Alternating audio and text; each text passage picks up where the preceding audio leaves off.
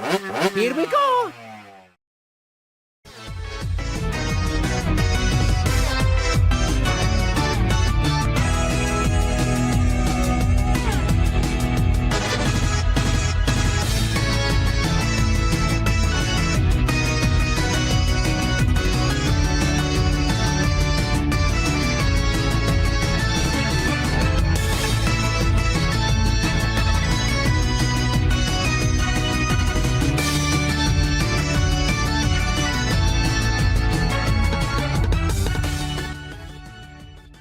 Alright, hi everyone, welcome to the stream. Good evening, I hope you're all feeling good tonight.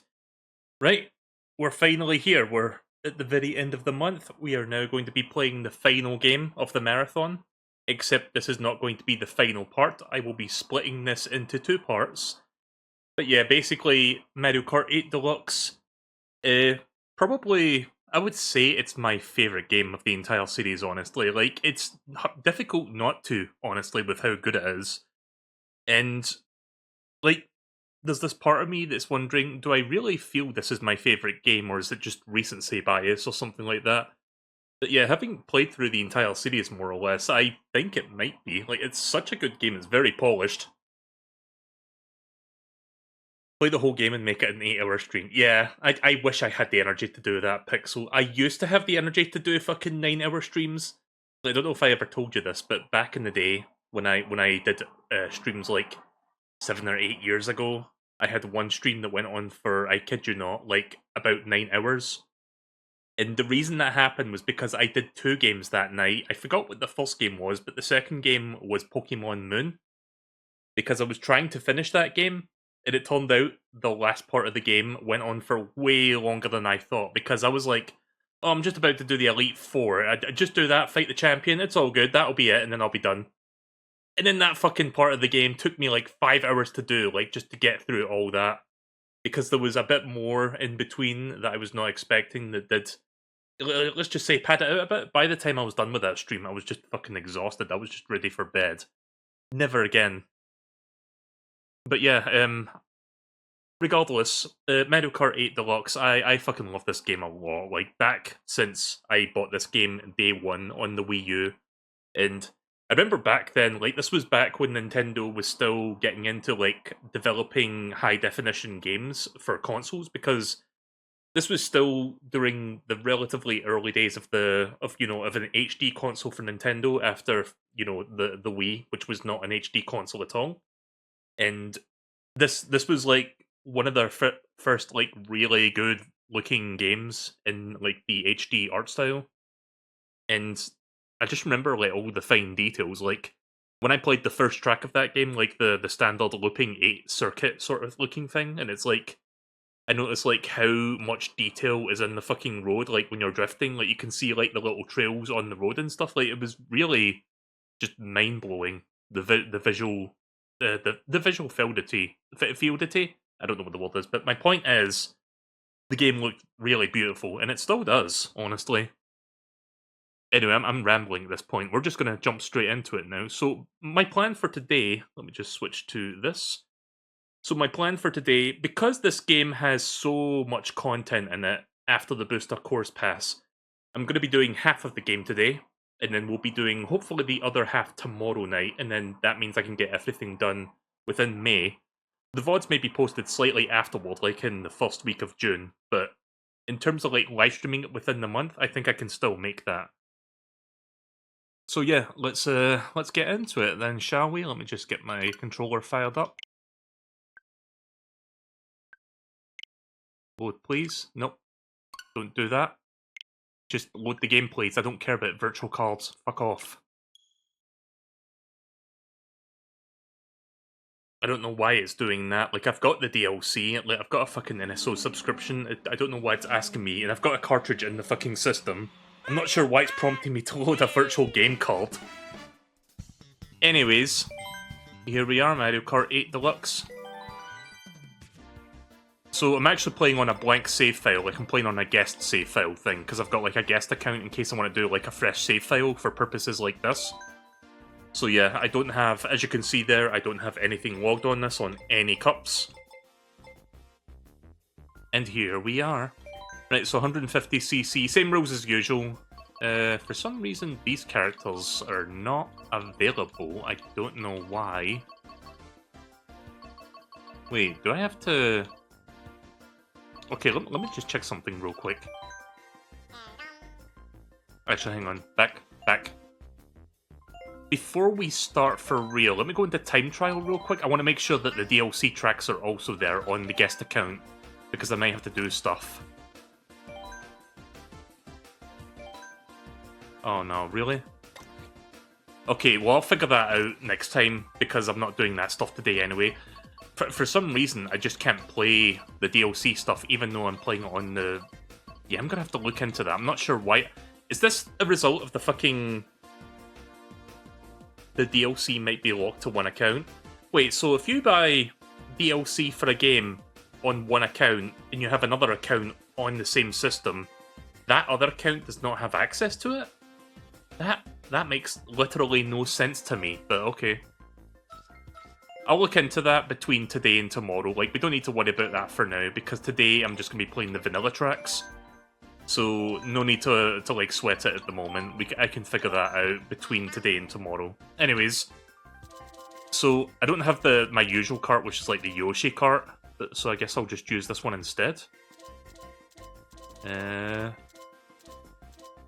Yeah, why not? We'll go with that one. I think I like using the sponge wheel, and my cloud glider's not here, so I'm not sure what would be the next best thing. I'll try the standard glider. Right, so, like I said, because of all the Booster Course Pass stuff that's come out over the last couple years, this game is basically doubled in size. Like, originally, it was just all of this in the vanilla release of Mario Kart 8 Deluxe. By the way, this wasn't even all the content that Mario Kart 8 had originally. Like, Mario Kart 8 originally had these 8, and then they had like 2 waves of DLC, like these 2 as one wave, and then these 2 as another wave. So, yeah, they included like Wave 1 and Wave 2 DLCs in the vanilla deluxe version of the game. I can speak. So I think I'm going to go about this as, I'll play them in order. Like, I think... Right, okay, here's how I'm going to do it. These 4 first, like standard 4 cups. Then I'll do the retro cups. Then I will do Wave 1, and then I will do Wave 2. So I think that's how I'm going to be doing this today. So we'll try to get a gold on all of these. Let's get started. But yeah, I love this game a lot. Like, I think this game has really stood the test of time, because this game came out back in 2014, I think, on the Wii U. So, chat, it's been over 10 years since this game released. Can you believe it? It still feels like a very recent game to me.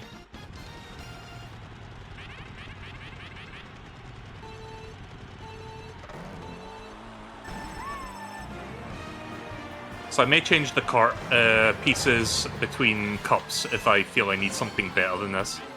But we'll use this for now, see if I can get used to it. Because I'm not using my usual loadout.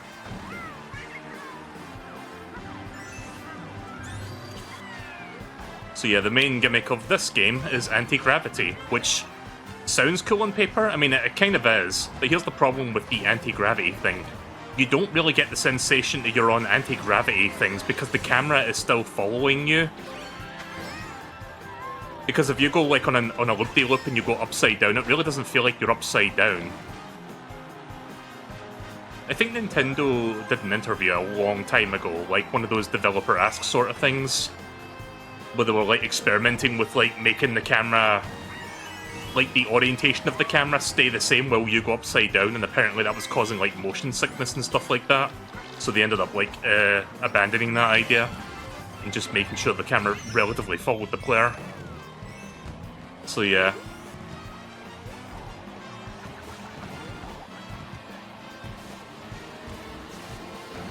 It's still cool though, like if you watch a replay then it's way more obvious that like going upside down or like up a wall or something.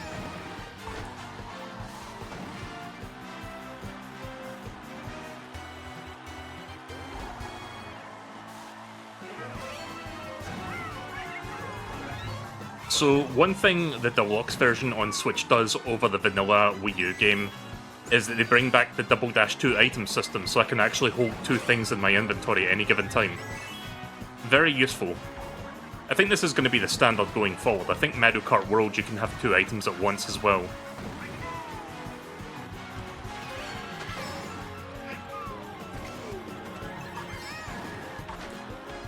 Whoop. Oh, I've got smart steering on. Hold on. Hold on a second, hold on. Turn that shit off. I was trying to cut the road there, and the fucking game said no, and I was like, wait, what's happening?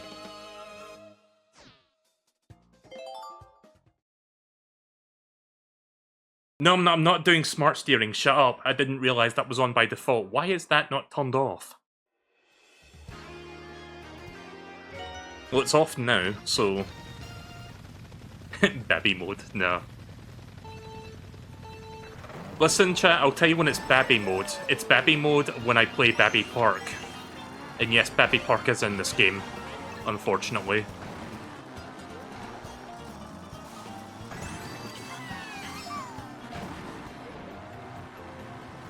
See, I think by this point in the series, Nintendo pretty much perfected, like, the Mario Kart mechanics.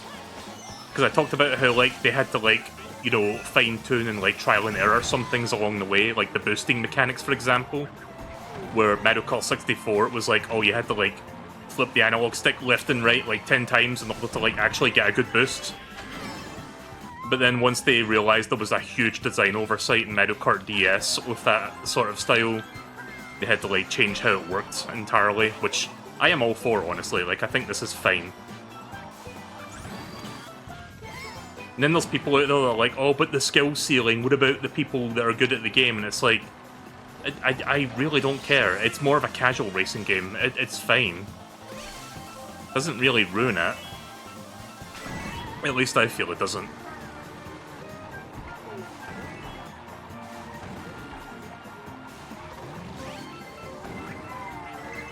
Oh god. Ugh. I saw the shell, but I didn't draw the item I needed. Fuck. Blech.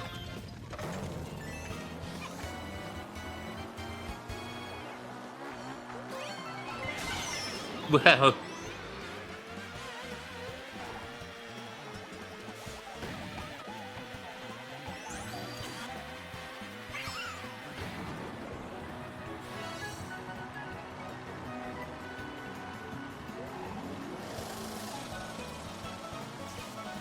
Gonna see if I can grab that. There we go. Right, we'll have something to defend myself with now, so that's good.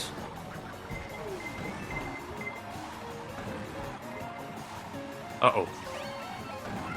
Oh no, we're fine.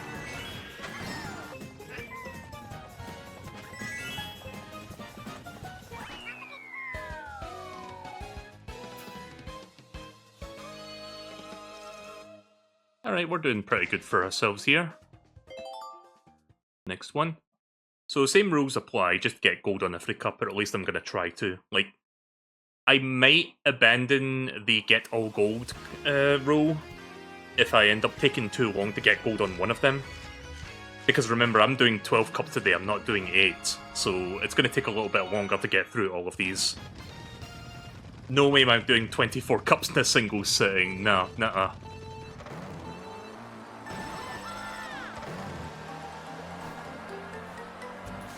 So, I've been playing a bit of Mario Kart Wii Deluxe, like, you know that mod that I showed the other day that had Banjo-Kazooie in it?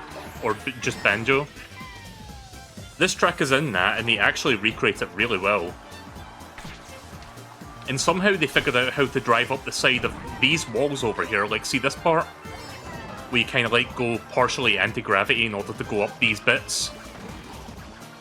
I mean, you technically don't go into anti-gravity, but they figured out how you could go up those, like, steep slopes in the Wii Deluxe version, and it's like, that's kind of impressive that they programmed that.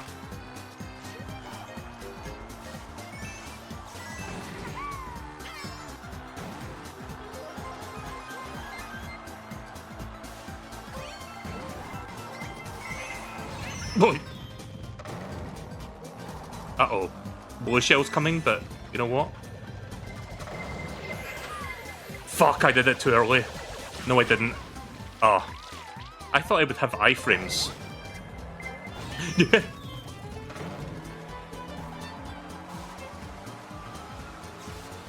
Sorry, I thought I would have an iframe thing during that flight to avoid explosions.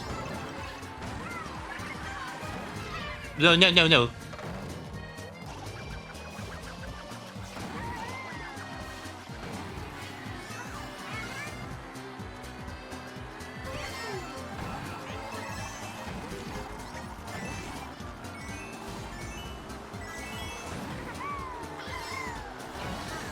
Fuck.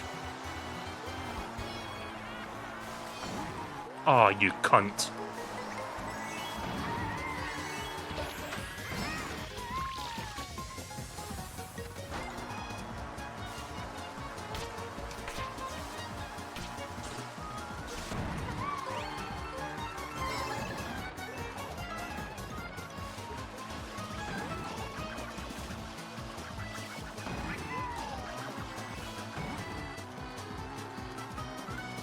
I think I should be fine.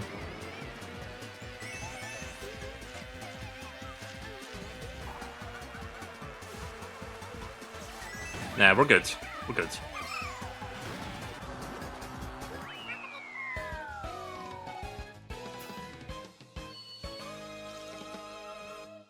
Alright, well I don't think it matters what position I come in now, it's pretty much a guaranteed gold at this point.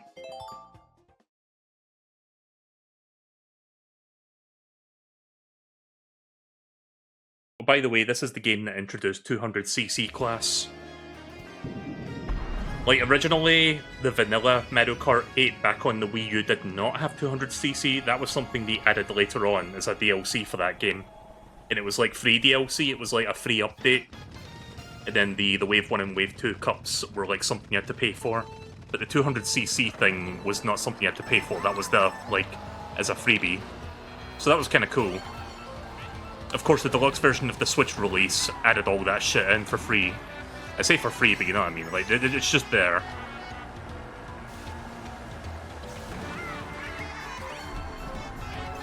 This is one of my favourite early tracks of this game. It's not my favourite track of the entire game itself, but I would say this is one of the better ones. Yeah, free. Yeah, that's how Nintendo gets you sometimes. They trick you into thinking something is free. I mean, technically it is on some degree, but I love the Celtic, like, whistling in the song. It's very nice. I just think this track is very nice looking in general. In the design of it, like the lines and stuff that you go through, it's pretty good. Oh yeah, here's something you can do. You can go up here.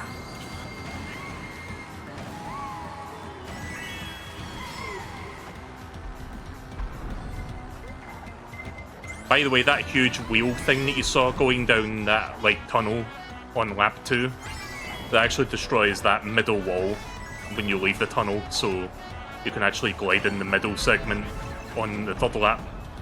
Or on the second lap if you're too slow. By the way, if you time your jump on the ramp, you can continue gliding. Which is a really nice, like, you know, a really nice expert mechanic to this game. Oh, fuck. Oh, okay. I guess I still had iframes. Yeah, so these big wheel things, like, they basically destroy that bit in the middle, so you can go in the center glider. Which is the most optimal way to go through that part. Yeah, I think we should be fine, honestly. I mean, again, doesn't really matter what position I'm in, but I'll see if I can keep first.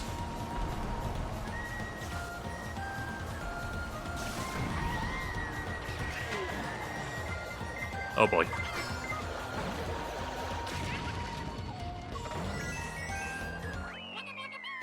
There we go. Right, that's the first goal down, 11 to go.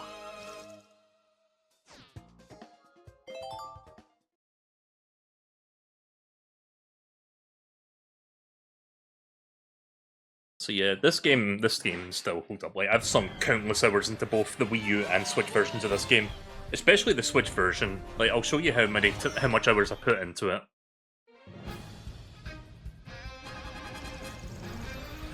Oh, I got a 3-star rank as well, nice. Right, before we continue, let me show you, if I go into Where is it? Ah, shit, I think it's, like, off the list. Like, I think I have to, like, load the game up on my account to actually see it. Fuck. Chat, is there an easy way to see my playtime without doing that?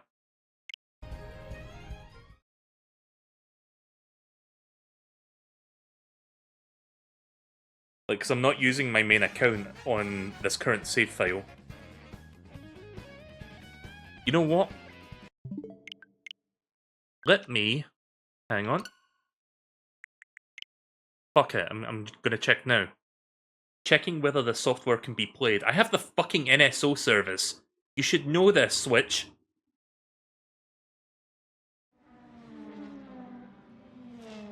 Right, so let's see if I go in here. Right. 145 hours. To some people, that doesn't sound like much, but for me, that's a lot.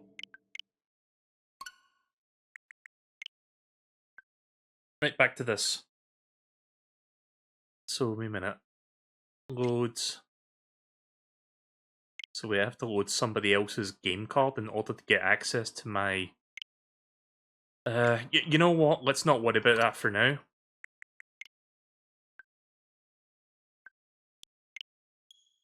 Again, I don't need access to the DLC right now anyway, so we can worry about that tomorrow. Or before tomorrow. I'll figure that out. If I have to, I'll just use my actual account to play it. Play the DLC, but I'll see if I can figure out how to get it working on there. Because I'm basically treating each game as if I'm playing it for the first time in terms of, like, the save file. That's why I'm doing it on this, because I want a blank save as opposed to having everything marked as gold. So yeah, as you can see, I've got my first gold there. Oh yeah, there's something that's kind of cool that this game does. Like, if you... So, say for example you get gold on the first cup in 50cc, you would still have to do it for 100 and then 150. But if you do it on 150, the game is basically, like, detecting that and being like, okay, they're good enough to do this, so we're just going to give them an automatic gold for the earlier 2 cups.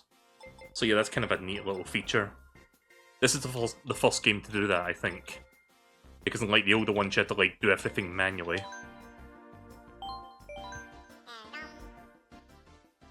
Right, what do we get? Not sure if I like this one. Check the stats of this one again. I want something with better handling.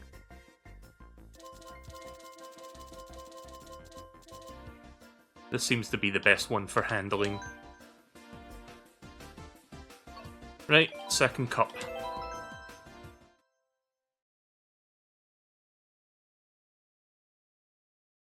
To this day, outside of Animal Crossing, this is my most played Switch game. I don't know how many hours I put into Animal Crossing. Like, I put a shit ton of them into it back in 2020. You know, when the fucking world ended and we got nothing better to do but stay indoors for like 10 years. Those were fun times.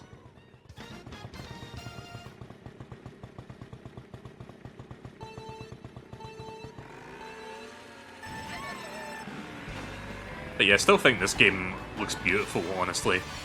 But you see, like, the very... Like, if you look real closely at the road behind me, where my tyre is, you can kind of see how, like, there's a bit of a distinct, like, after trail going on. Especially if you're in the anti-grav mode and you're drifting. I remember seeing that detail, like, day one of playing Mario Kart 8 on the Wii U, and I was like, whoa, that looks really cool. I can't believe it, Nintendo actually made good graphics.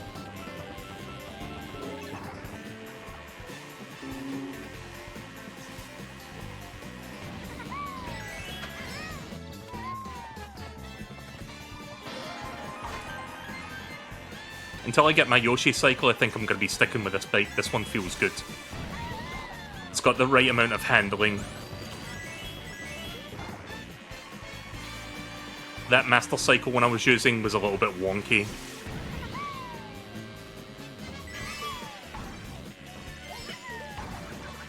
Whoop. Shit.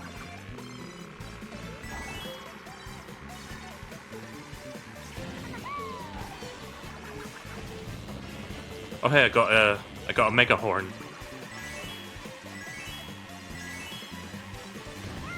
Remember that fan game I played the other day, like Speed Strife, and the the loud horn sound effect they play when you use the Mega Horn in that game. It was just like the most obnoxious stock horn sound effect they could dig up from the internet.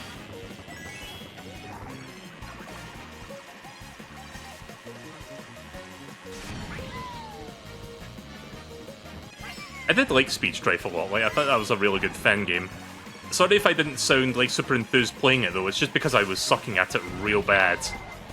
Like I was not good at that game at all. I tried my best to like get a gold in it and I couldn't get a single gold in any of the cups.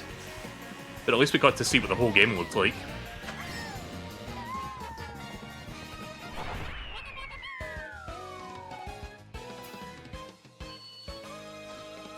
So I don't think I need to worry too much about getting all golds, since this is the game I've probably sunk the most time into out of the entire series.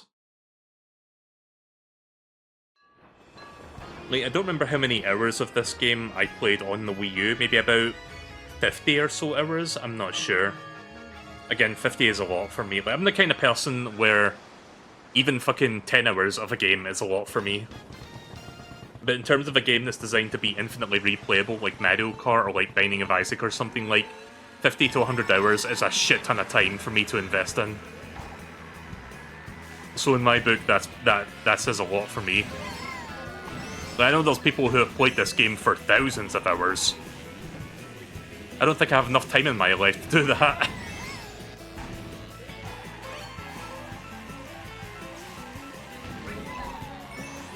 So this is a decent one, Toad Harbor. I like this one.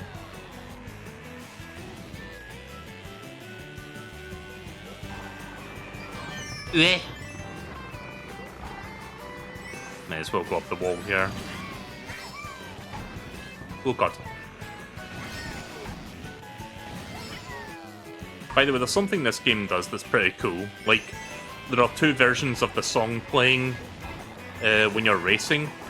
The normal version of the track, and then there's one with extra added percussions to it when you're in first place. It's very subtle, but you'll probably notice it as I, like, you know, transition from first to, like, less than first and then back to first again. You know, whenever that happens.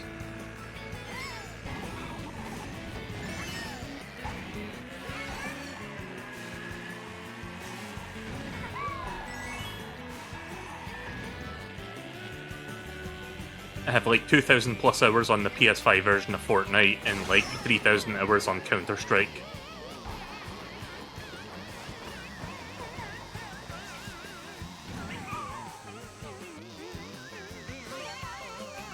I think I've put over 1,000 hours into Fortnite on PC, but that's mainly because I log in pretty much every day to play the game for at least 30 minutes on Save the World because I have like the Founders Edition of that game. Which means I just continuously earn V-Bucks on a daily basis. Oh, by the way, Fortnite got an update. They added some stuff to Battle Royale for the Star Wars mini-season. There's like different, like new, like Star Wars air vehicles, like ships you can use, I think, now. So I might see if I can sneak in a session of that on stream before the...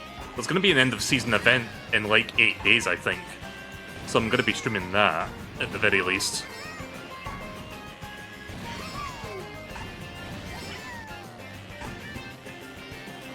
Uh-oh. Oh, what a bad time for that to happen. Ugh!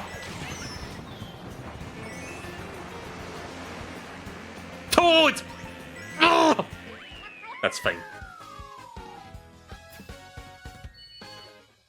We're even pegging now because of that. I was hoping he wouldn't overtake me at the last turn. That sucks. Twisted Mention.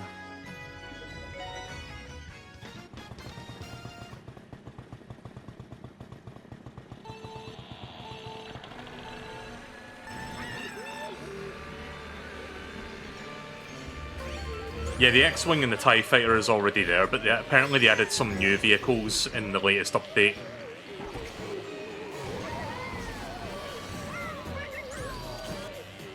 By the way, you hear the extra percussion now? Yeah, that's what happens when you get into first. a very subtle thing, but I like it. You know what it reminds me of, actually? You know how in Super Mario World, like, when you ride Yoshi and you hear, like, those extra, like, bongo percussions? It's kind of like that a little bit.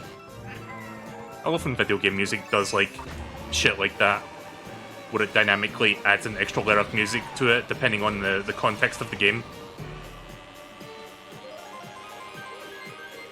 I don't know what vehicles or vehicle they added specifically, I just know they added something new, because I was talking to a friend, and they kind of mentioned that offhandedly to me. But yeah, I'll check it out soon. I'd like to check that out on stream. Like, because I will be streaming it on the 7th, so that I can check out the end of season live event, but I'll probably do, like, an hour, like a couple hours of, like, Battle Royale before then.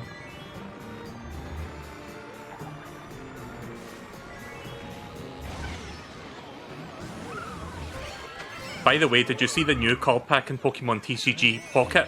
I actually opened my first booster yesterday, and guess what? I got a fucking 3 gold star, like, a Bugswole EX on my very first pull. And I'm like, what the fuck? I wasn't expecting to get something that good that early. It was one of those special cards that had, like, a really cool canned animation, like, when you, like, inspect it. And it just shows, like, Bugswole in space with a bunch of, like, Ultra Beasts, like, all grouped up together. So yeah, I got that card. And then I opened one of my other packs, like, I opened 10 packs, and one of the other packs in those 10 was, like, another Bugswole EX, but it wasn't, like, the same one, it was, like, another, it was a single gold star one.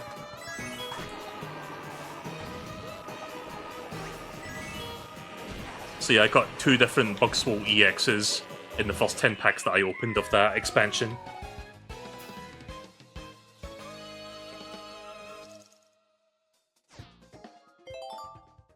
By the way, I still find it really fucking hilarious that Bugswole is even a Pokemon in that game. Like, it's just the design in of itself is funny to me, but I fucking love the localized name for it. It's so dumb.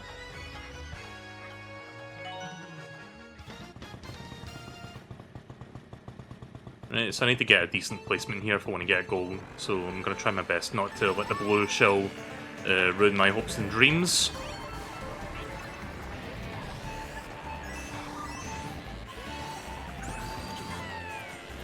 By the way, this game, I believe, introduced the brake drifting mechanic, which was not something you could do in earlier Mario Karts. 200cc is the reason I learned about brake drifting.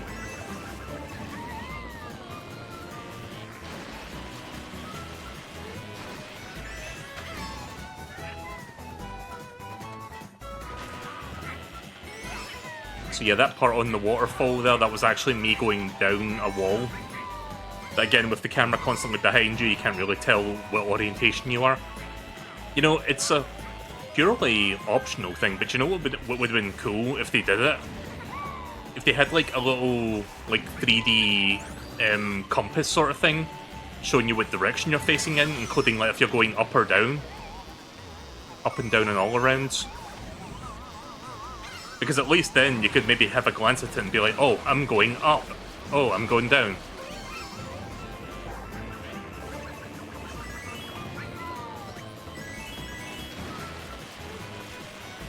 Got some very rare picture cards of Ferozma, Celavi, Celestia, and a rainbow card of Tapu Koko. That's neat. I got a Phrasma card, but I don't think it was an EX, it was just a regular one of them. Or Framosa, I don't know how you say that. I'm bad at reading that words. By the way, when I think of that, like, that's the female bug Pokemon with, like, the really long legs, right?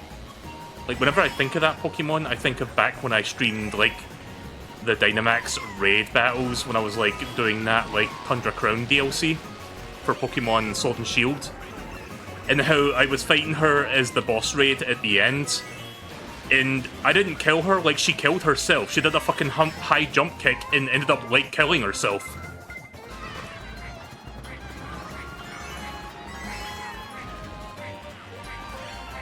But that was, like, the most amazing way to end a fucking raid boss. Do the stunt. I guess I'm not fast enough to do a stunt. Nah, we're fine. We're good. We're good. There we go. That's the second gold.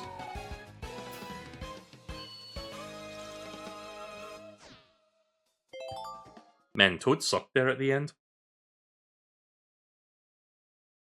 Yeah, it was great just seeing her, like, high jump kick toward me, and then she misses and fucking takes, like, self-damage. I don't know what the word I'm looking for is. Like, not recoil, but she hurts herself in battle. And the last slither of her health, like, disappears, and then she fucking explodes, and then it's like, okay, now I can throw the Pokeball to capture her.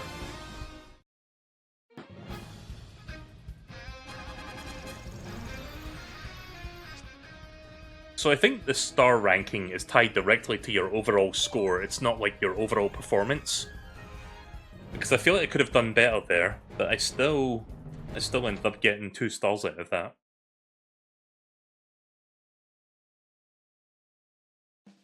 It was just that one time with, like, fucking Toad overtaking me at the end that I got worried about. Although I will say that is kind of annoying to see, like, 2 stars there, but again, we're not worried about the stars, we're just worried about getting gold trophies. So let's continue. Right, so what vehicle part did I get this time? No, I'll stick with sponge wheels, thanks. Alright, Star Cup. By the way, chat, my brand new PNG tuber sprite that's going to be debuting next week, it's like 95% done. Maybe, actually, more like 99% done. I've just got to add some minor final touches to it and then implement it, and then it's pretty much good to go. You'll be seeing it on, I think, the evening of the 4th of June, because that's when I plan to pick up my Switch 2 at midnight and then bring it back and then set it up. So chat, this is my favourite Mario Kart 8 track of the vanilla roster from the Wii U version. Like, before all the DLC, before Waves 1 and 2 got added to the game. This is, like, my favourite overall track of the entire, like, vanilla roster. Like, vanilla. Milli Vanilli. By the way, does anyone remember the Super Mario Bros. 3 cartoon? And there was this one episode that I always found really fucking perplexing as a kid. There was this one episode about this boy band, like this boy band duet called Milli Vanilli, I think. And I thought it was like this some in-universe thing. It was like Peach was like really excited to go to a concert in the real world to like watch a Milli Vanilli thing performance. And then they get abducted by Bowser because Wendy, or Cutie Pie as she was called in the cartoon, wanted a personal concert of her own. Turns out that was a real boy band back in the mid-90s, the early 90s. And what's really fucking funny about that is that since that episode, there was this huge like scandal where it turns out that their live concerts, they were not actually like singing. Like they got caught red-handed on stage where like one of the songs that they were like miming to was actually just a pre-recorded thing, because it started stuttering and looping on the spot, and they were basically like their career was over at that point. So whenever the episode would air in syndication, they would change their actual songs into very generic stock like Super Mario Bros. Super Show like action music filler for whenever they would play their quote-unquote song, which I find really fucking funny. Like, the whoever, like, airs the show nowadays, like, if it's on syndication on anything, it will always be that version. It won't have the licensed music in it, because nobody wants to deal with that shit. They want to give them royalties because they're fucking, like, frauds. I just find that real fucking funny.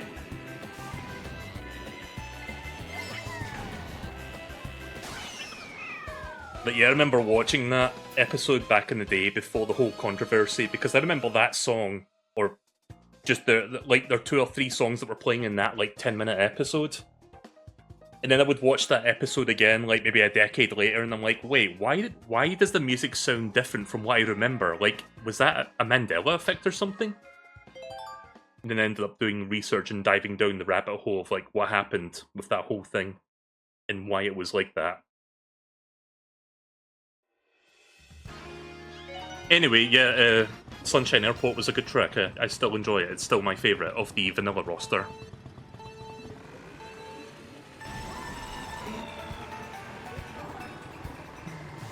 This one I'm not too crazy about. I mean, it's fine, but I don't know.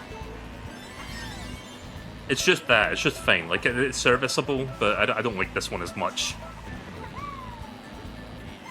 Maybe I'll do a track tier list for this game when I finish this game, like, tomorrow. If I stream tomorrow, which I should do. Oh, fuck. Oh.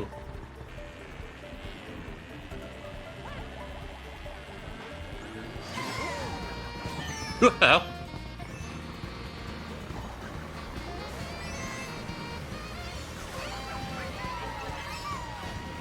Oh no!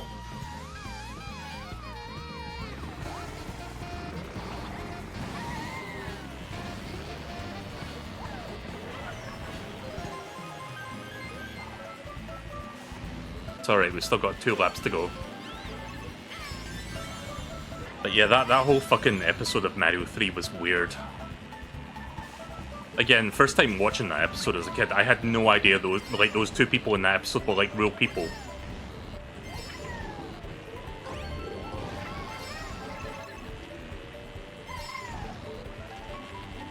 I'm trying to think of any other of the Mario 3 cartoon episodes had like real life people in them, or like I remember one episode where they had like the president of the United States, but I don't think it was actually him. I think it was just somebody that was just supposed to be the president, like, you know, just a generic like president stereotype.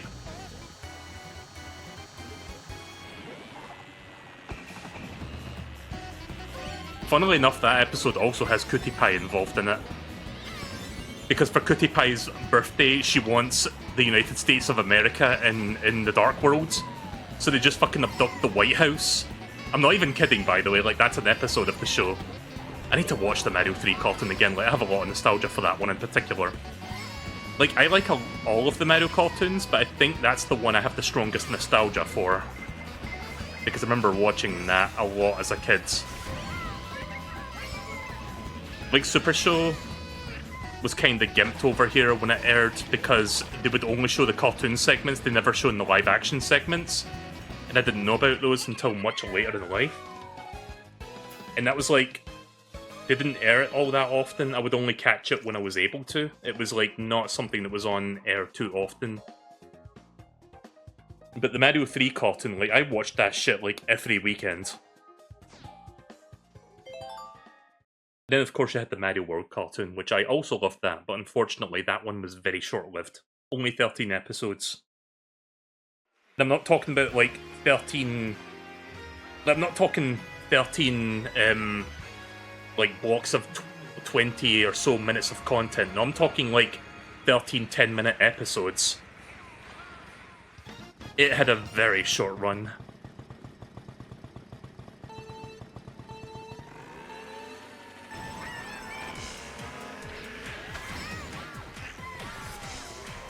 So Electrodome is a pretty good track. I like this one a lot. This one also has like music that like dynamically changes depending on what part of the track you're on.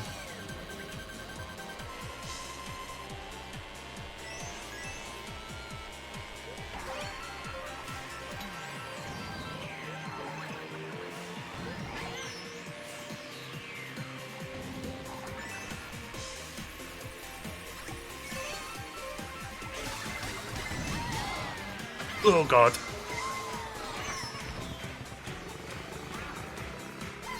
Ah, fuck. No.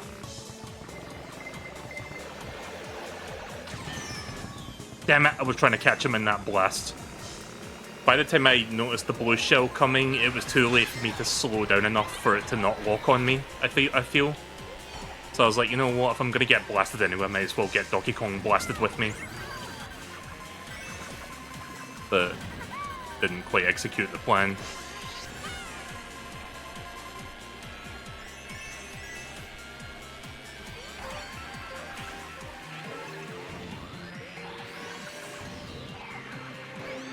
Oh, I'm back in first again. Nice.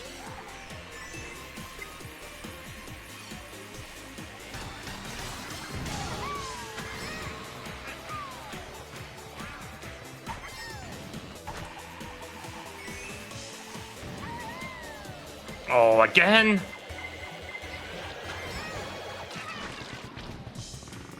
Well, at least I don't lose both my items. I still have the reserve. And it's gone.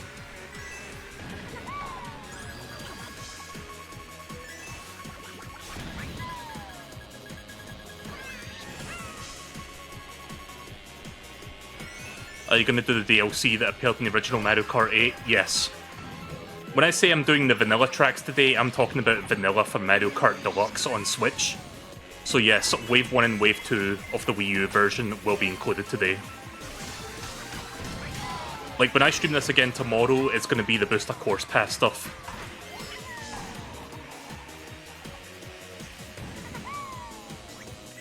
Alright, there you go. One more to go. And I'm in a very good position. I think it doesn't matter what position I come in now. I think I'll get the gold automatically. But let's see if we can go 4 for 4.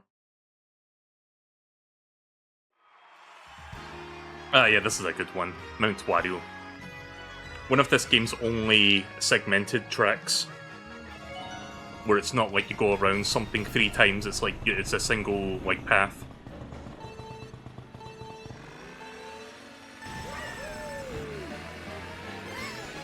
Alright.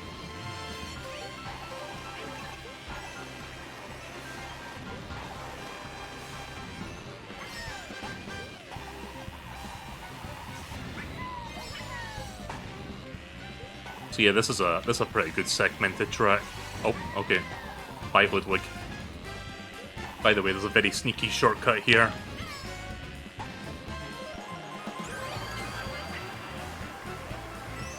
Oh, yeah, I just remembered something, chat. Random thing to bring up now, but King of the Hill, the revival that's been rumoured for like a couple years at this point. Yeah, they officially announced it today, and they've shown like the opening for the new series. And it basically takes place like, I think a decade or so after the end of the original series. So Hank's definitely aged a little bit. Bobby's an adult now. A lot of things seem to have changed. But yeah, I quite like the idea of them, like, you know, if they're going to revive the series, like, actually have a bit of a time skip. I feel like there's a lot of potential for that. Because now they can, like, you know, tackle, like, more, like, recent subjects. Because King of the Hill is, like, one of the shows, it's kind of aged like fine wine. Because the whole premise of that show is, like, a middle-aged conservative father with, like, traditional values, like, trying to learn, like, how to, like, you know, deal with, like, things that are changing around him as he's, like, you know, working things out. So I'm wondering how, like, I imagine Bobby would be a little bit more of the central character in this revival because, you know, he's about to enter that sort of, like, phase in his life where Hank was, like, in the original series. But of course, Hank will probably have his own challenges in this, like, crazy time that we live in right now.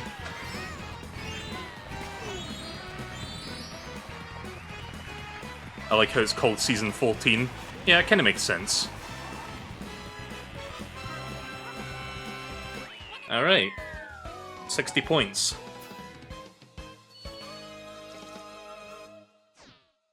But yeah, I'm looking forward to watching the new King of the Hill series. I hope it's good. I hope they don't fuck it up. I've actually been rewatching some classic King of the Hill just to, like, get back into the mood of it, because the new one comes out in August, I believe.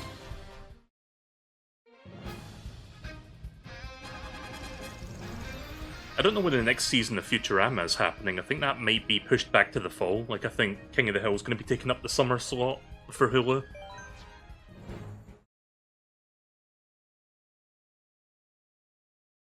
Yeah, there was that one part where everybody was, like, wearing fucking face masks and social distancing. I was watching the opening a few times, and I noticed something interesting where, like, Hank and his family, like, basically leave Arlen. And then some, like, other guy, like, moves in for a few years, and then eventually they move back into that old house. Like, I guess we'll be getting an explanation of what's going on there when, you know, when the pilot drops. Like, I imagine that will catch us up and, like, explain what the fuck happened.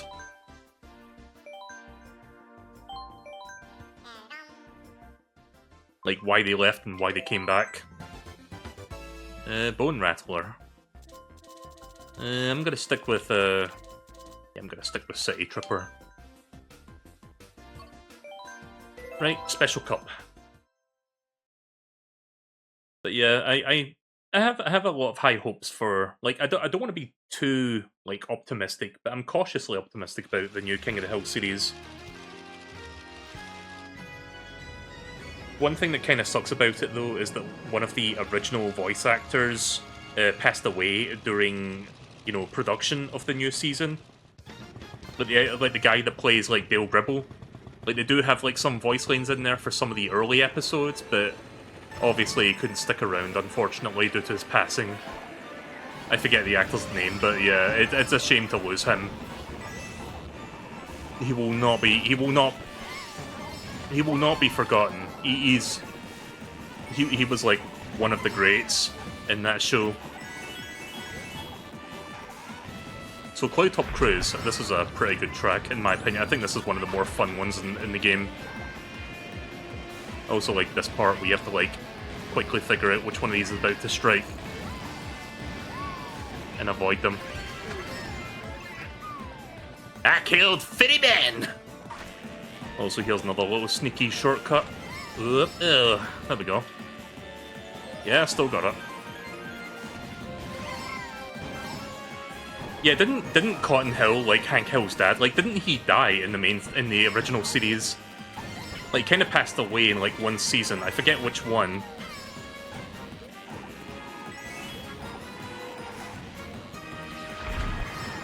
But yeah, they basically killed him off. Like he basically died to, I think he died from natural causes or something like that. And it was kind of a big deal for Hank to like basically cope and deal with that. Like Hank... Monkey noises. Hank was basically very emotionally suppressed. Like he had to deal with a lot with Cotton in his adolescence. And he had, as a result, that kind of like fucked him up for the rest of his life because he just doesn't know how to like properly show his emotions. Like he's always struggled with that. But yeah, I think like when Cotton passed away, like that kind of like, you know, was a big thing for him. Like it kind of like made him a bit more introspective, I guess. I need to watch that again. Like, I don't remember what season that was, but I remember that being kind of a big deal at the time. But yeah, I love King of the Hill. Like I think that show has aged like fine wine, honestly. Like that show is great. Like, there's some jokes they made back then that still fucking hold up today. Alright, there we go. Bang, and the dirt is gone. King of the Hill is one of those shows that's just full of quotes. Yeah. There's just so much fucking good lines in that show. Can't wait to see some tracks in the world like Bowser's Castle and the Great Question Mark Block Runes. Bone Dry Runes. I think we all know what the last two tracks are going to be in this cup. Bowser's Castle and Rainbow Road. Yeah, it seems to be the thing that modern Mario Kart games do. Like when you get to Special Cup, track 3 of 4 is always Bowser's Castle, and then of course track 4 has to be Rainbow Road. Oh, okay. I wonder what Bowser's Castle is going to look like in Mario Kart World, like that game's version of it, because there has to be one, right?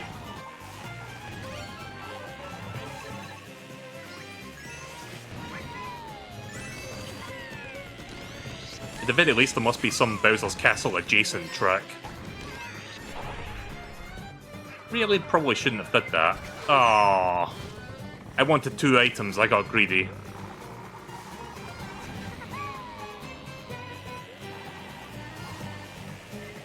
Oh no!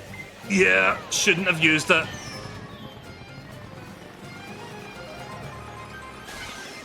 Didn't exactly think that one through. Ah, oh, fuck. My drift didn't kick in because I wasn't going fast enough.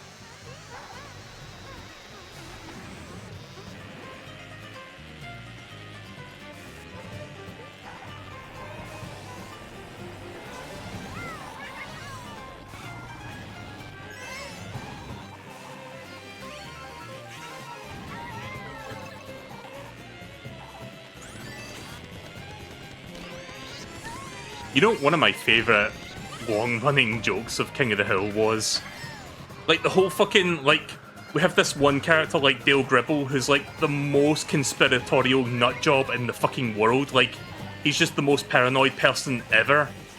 And yet, the whole thing with like John Redcorn like having a fucking affair with his wife, like that just goes over his head. Like he's just none the wiser.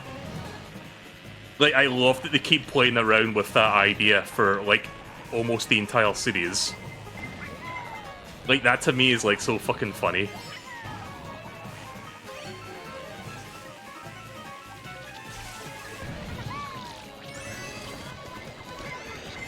Oh boy. Oh no. Oh no, no, no! We should be fine. I got something to defend myself. We should be good. I was really hoping I didn't fall in that small gap in between, and I just happened to do so. There we go.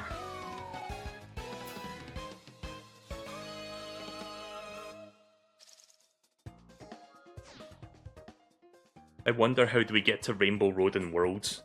Well, looking at the Mario Kart World Direct, it seems to imply that once you've completed everything else in the game, it would spawn in the sky above you, probably in the center of the island.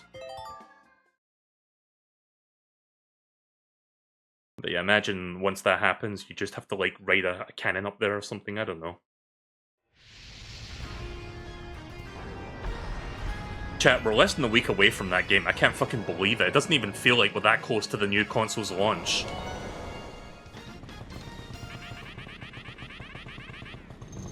Right, so here's Bowser's Castle. Yep, it is indeed a road. It is called the Rainbow Road.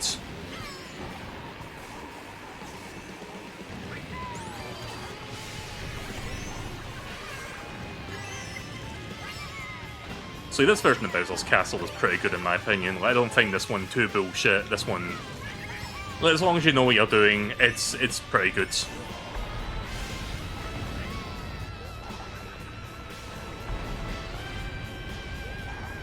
Doing this on 200cc though can be intense.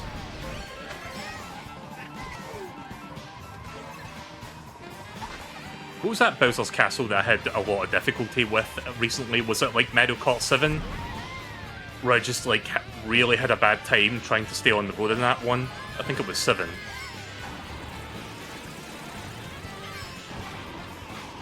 Also, a nice little reference to Super Mario Bros. 3 there, when you enter the castle and you see like those like Koopa statues firing beams at you. Oh fuck.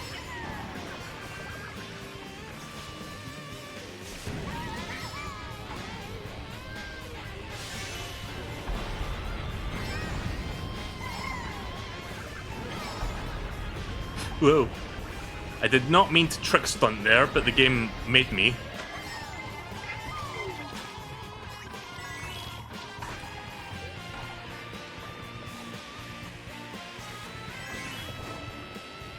Shit.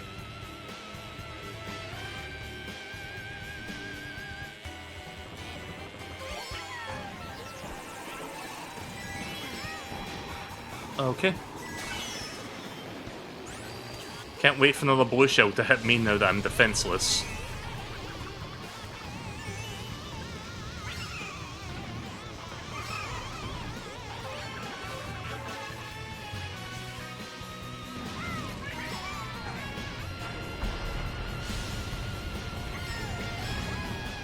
I do like that you can. Oh no, not when I do it that many times. But I do like that you can trick jump off of like the ripples on the road that Bowser like smashes. The big stone Bowser.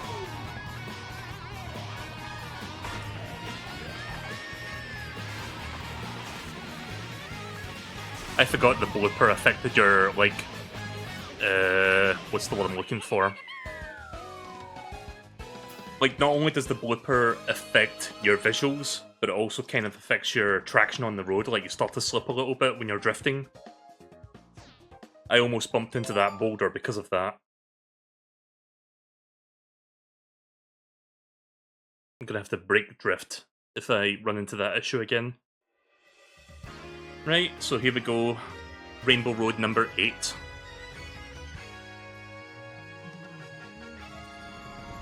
technically number 9 if you're looking at Mario Kart Arcade GP 1 and 2, but let's just not think about that for now.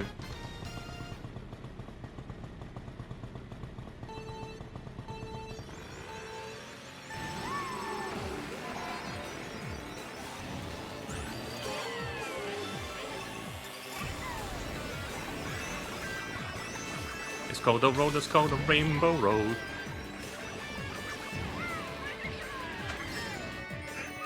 It is a road that you go. Oh fuck.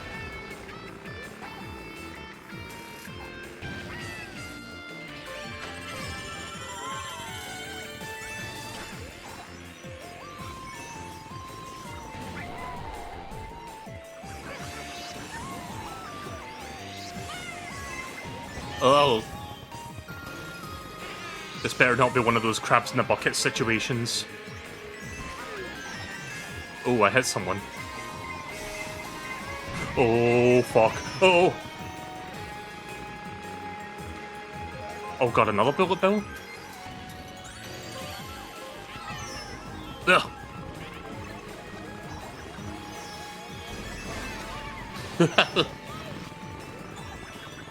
Not doing particularly great right now.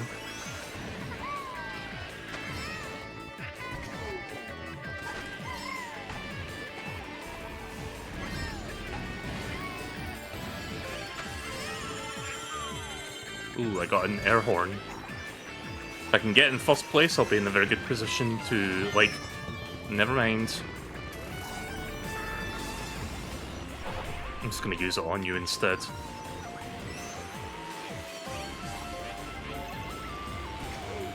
Whoa.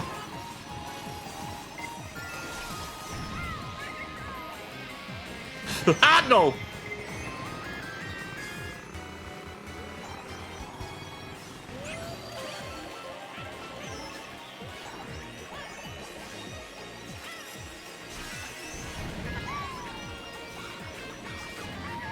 Oh god. I just need to place decently, I don't even need first place, but again, gonna try go 4 for 4 if I can. Give me something good. Alright, that's a good pair of items, I'll take them.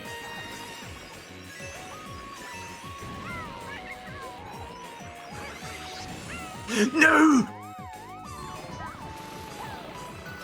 What? Why did you lock on to them?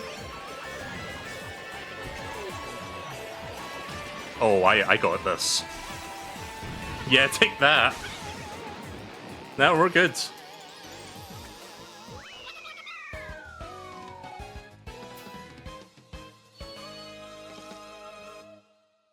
Yeah, that was easy.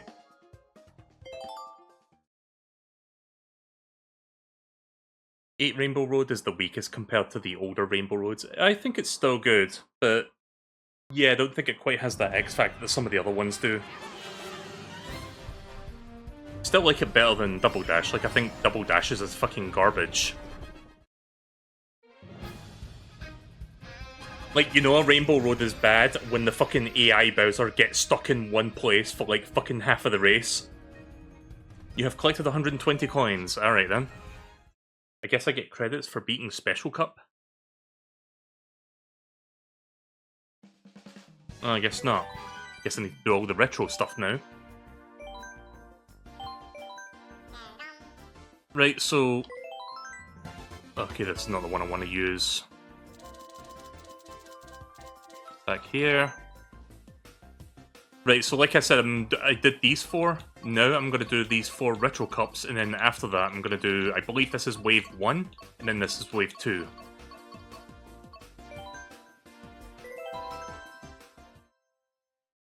Can anyone confirm what wave 1 and wave 2 are again, so that I can do them correctly? Because I don't know if it's like, if they're grouped vertically or horizontally.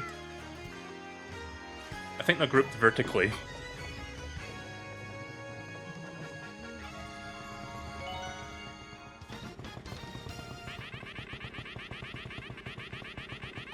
Up and down, yeah, that's what I thought.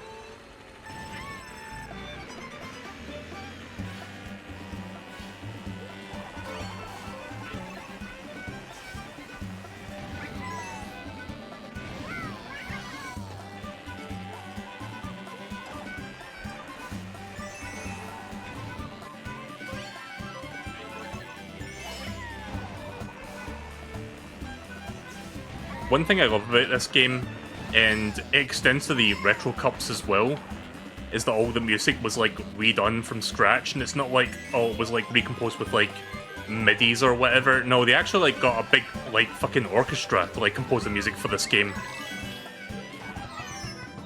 Because I remember seeing a video of like a big orchestra band in a fucking recording booth, like recording the song for this particular track. And I thought that was like really cool that like Nintendo actually like, you know, sprung the extra money to like get that to be possible for this game.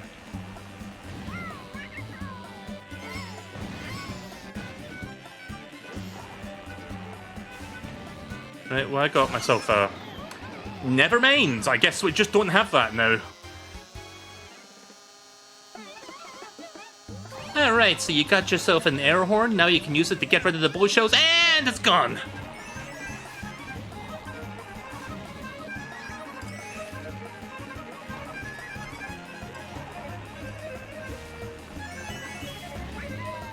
Oh fuck. Well, but I can't get my item out in time. We're plenty in the lead, we're fine, we should be fine here. It would take a special kind of Mario Karting to like fucking make sure I don't come in first.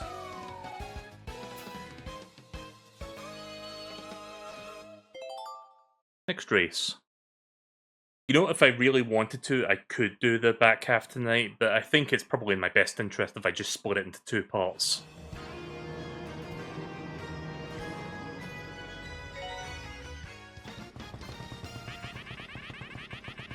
But yeah, I think I should be able to stream tomorrow night. Like, I wanted to stream, like, yesterday, but I wasn't able to for reasons that I'm not going to get into. Things got in the way, it happens, but I think tomorrow I'm pretty much free to, like, do the rest of this. But yeah, we're getting a bit ahead of ourselves here, let's just worry on the task at hand. So yeah, this is one of the GPA tracks. Whoop.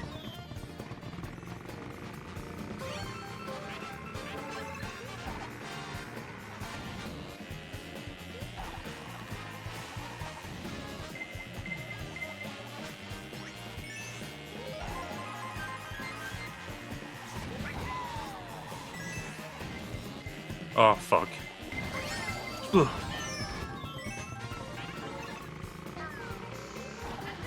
Nice. Wah, wah, wah.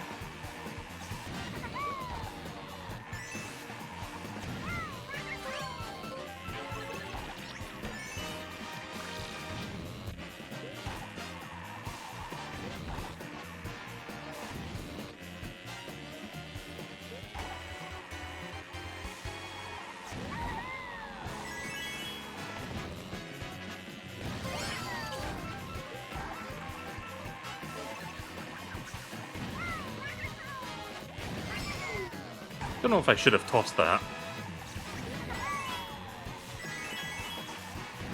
Alright, I got 2 more items.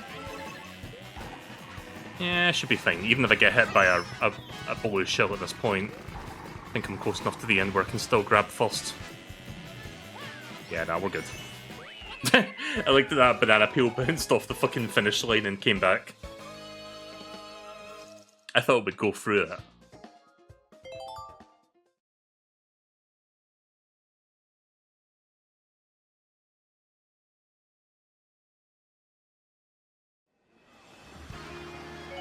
Cheap Cheap Beach from DS.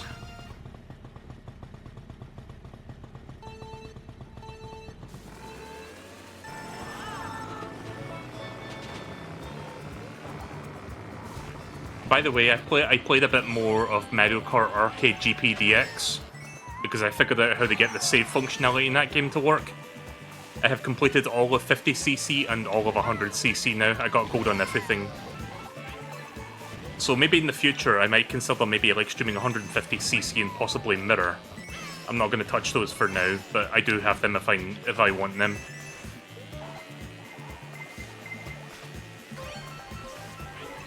But yeah, maybe sometime after Mario Kart I may consider returning to that.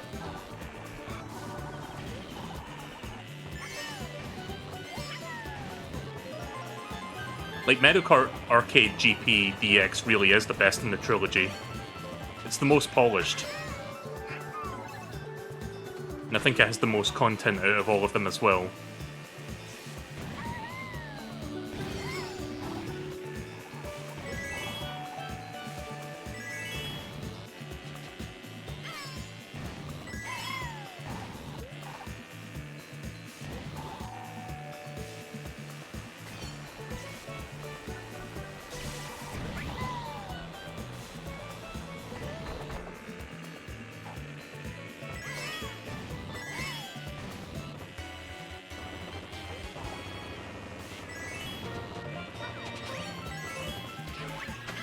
There we go, that's more like it.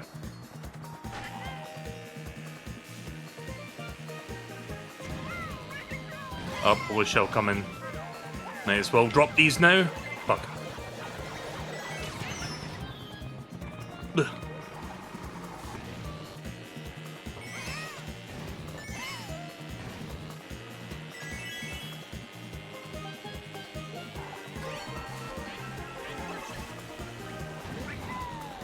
A little bit nervous about Roy being right behind me.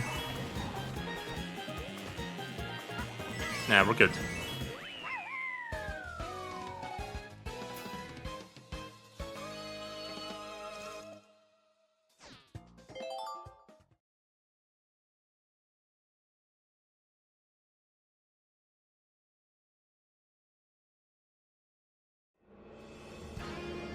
N64 Toad's Turnpike.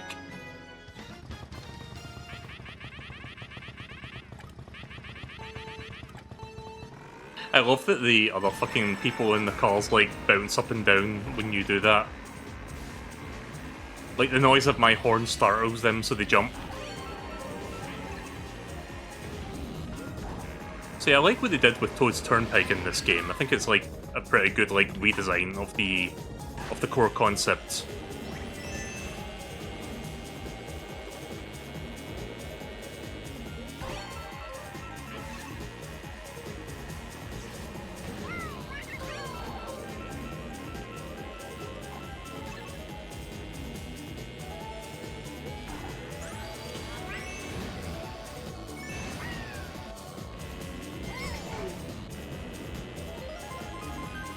Also, this can happen.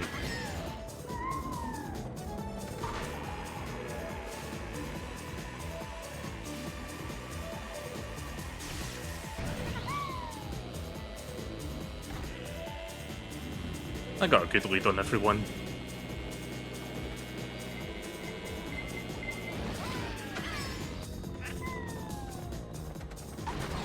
Oh shit.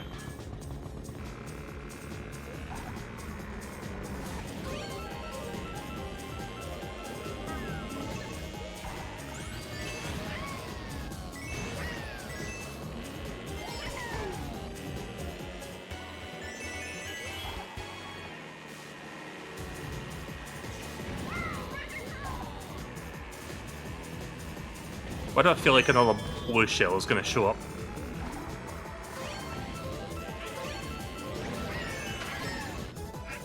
Oh yeah, I forgot you could do that.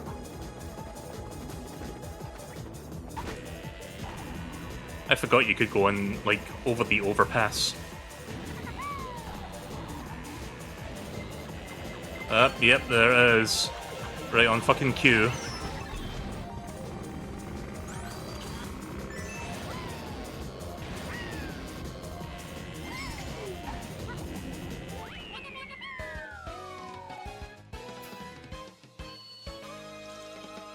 Right, first Retro Cup done.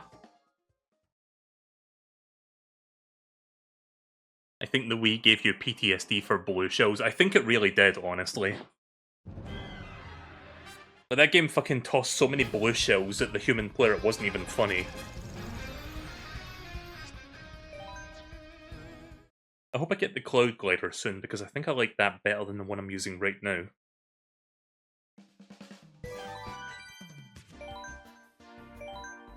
Alright. Same for the Yoshi body part, like I also like the stats for that one. But for now, I'll just use City Tripper until I get that. Right, second cup of the retros.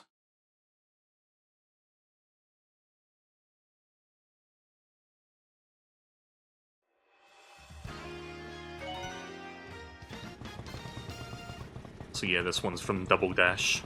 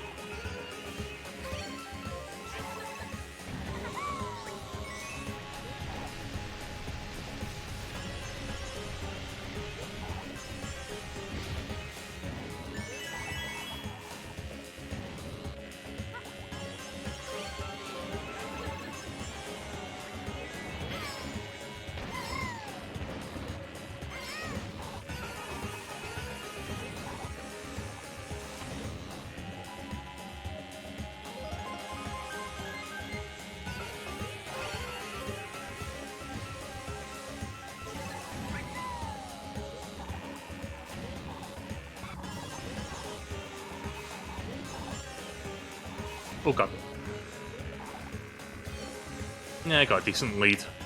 You know what that means, chat? Blue shell incoming, probably.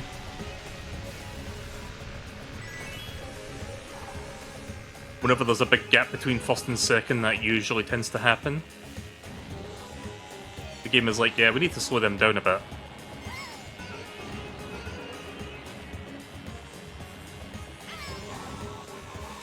A huge gap between first and second for the human player on 150cc. Unacceptable.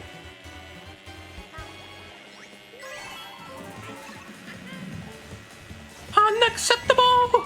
I wish my voice could go that high. If anyone knows what I was going to reference there.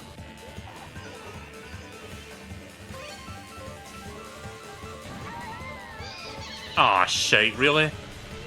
That's the only time so far tonight that I've fucking had a boo steal something from me. And of course it steals one of my best items.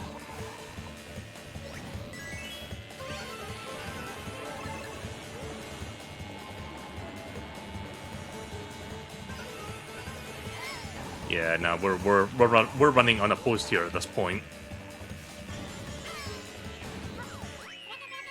Easy.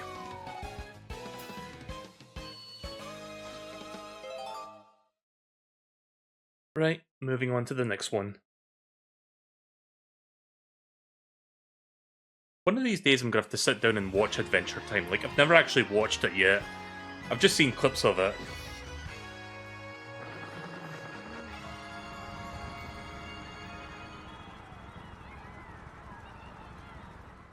Right, so here's the first SNES track of this game.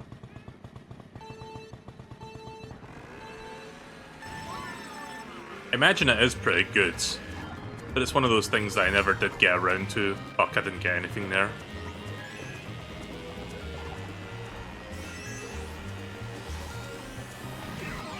Ugh. Regular Show 2. I've seen little bits of like early Regular Show. I didn't really watch the whole series, but I think I've seen most, if not all, of Season 1 and like little bits of Season 2 and 3. It's pretty good, yeah. There's like one fucking episode that like fucking takes the piss out of Billy Mitchell. And he tried to like fucking sue Cartoon Network over it, which is really funny to me.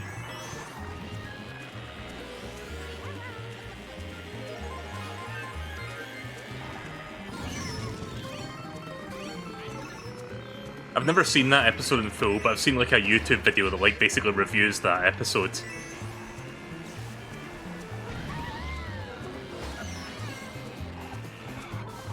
It's very clear that they were making fun of that guy in that episode.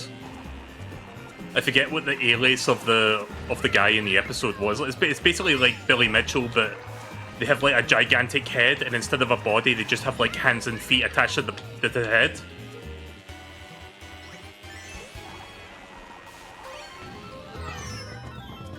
And then when he loses to Rick and Morty, like when they play like a video game contest together in the arcade, like he gets so fucking upset that he like explodes. Oh no.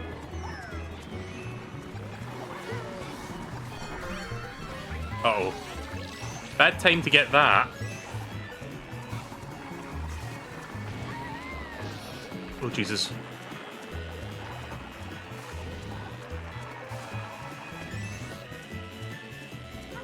Yeah, it was kind of close.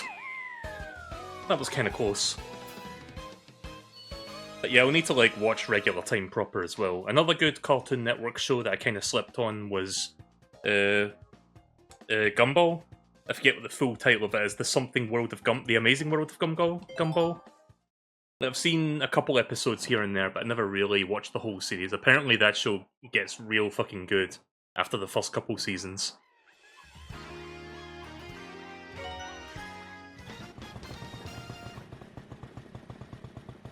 From the little that I've seen of it, it does seem like a really funny show. And I love the art style of that show as well. Like, they're really good at, like, meshing different, like, art styles in one to make it all feel cohesive. It's kind of hard to explain, but it uses, like, hand-drawn animation, but also, like, CGI and, like, stop motion and shit all in one place. Because every character has, like, a different animation art style to it. It's fucking crazy, but I love it. But there's, like, one character, I think he's, like, the janitor or something, and he looks like a fucking Muppet.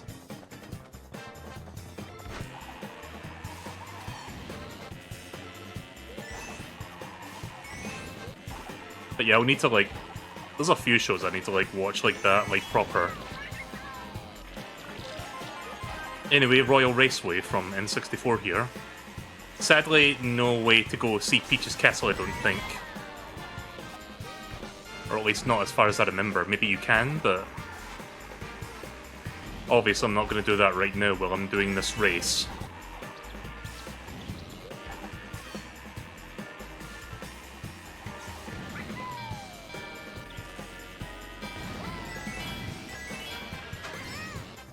Yeah, no, they block that shit off. I mean, Peach's Castle's right there, but you don't get to see, like, that familiar, like, you know, little area that is in Mario 64, like the opening area before you go inside the castle. You don't see any of that. Uh-oh. I see a bullet shell coming. Damn it.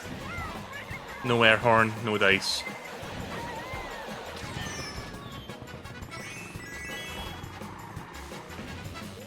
Shy Guy, go away.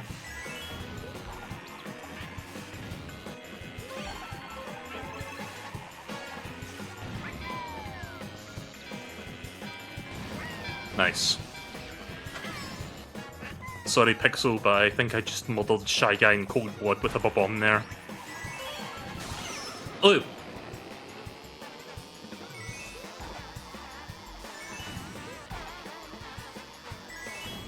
You'll call the cops. No, don't! No! Oh god, another bullet shell? Everything.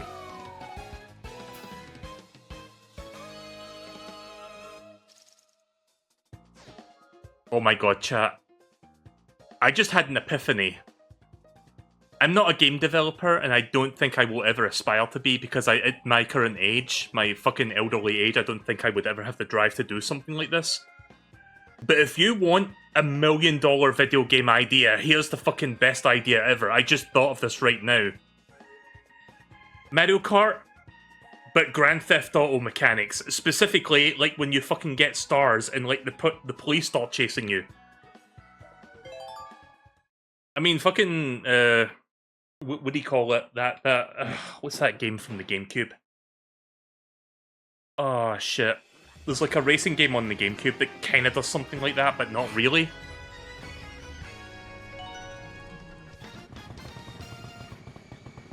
Shit, what's that game called again? Burnout? Like, Burnout kind of does something similar to that.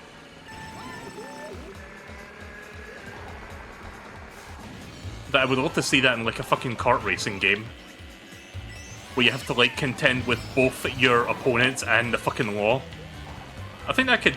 That has potential to be really fucking fun. Chaotic, but fun. Right, so here's one of my favourite 3DS tracks. I talked about how, like, Retro Studios was involved with, like, the development of Mario Kart 7.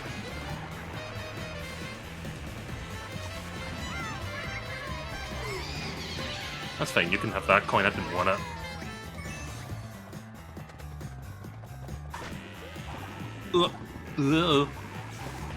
Fuck! Oversteered. Oh no.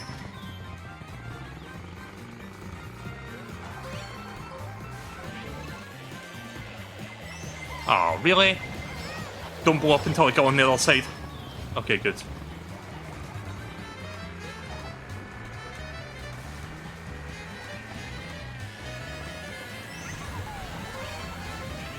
Oh, fuck.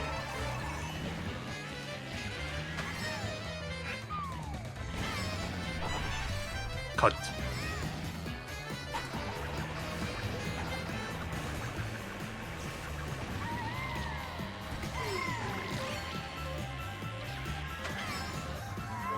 Alright.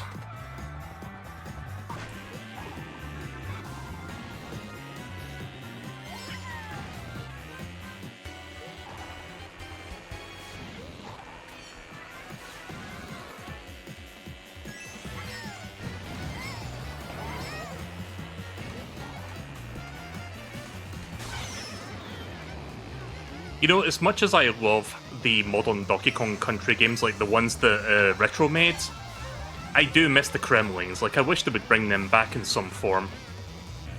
Like, the only time Nintendo has brought the Kremlings back in a modern Nintendo game is with Smash Bros. Ultimate.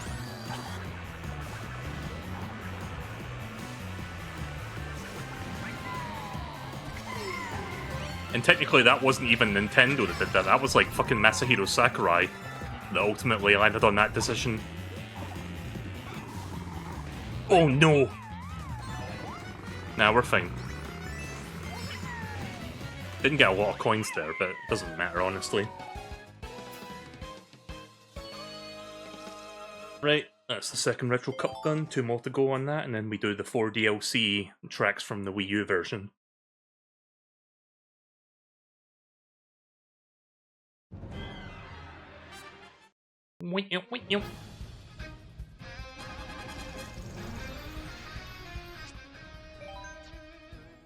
Right, well, I got enough coins for another vehicle part, so maybe that'll be the one I'm looking for.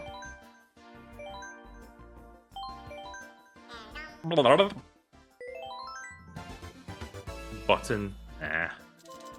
I'll stick with sponge, thanks.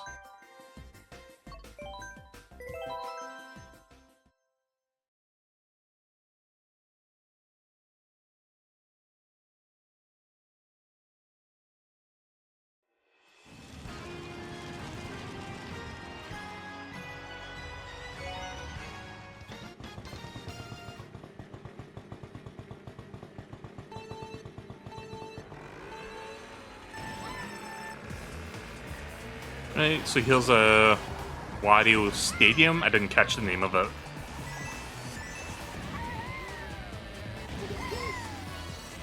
Yeah, Wario Stadium. This isn't right there. Oh no. Whoa.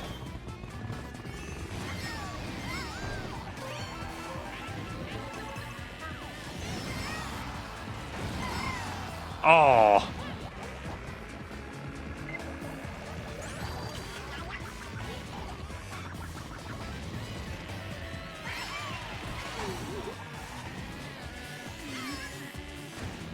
Fucker. What?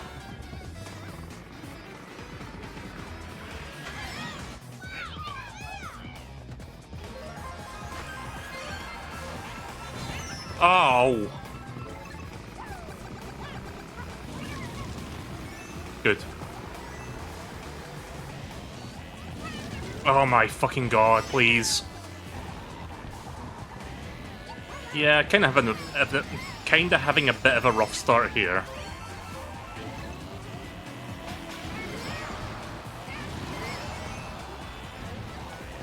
Ooh. Well, at least I got him as good as he got me there.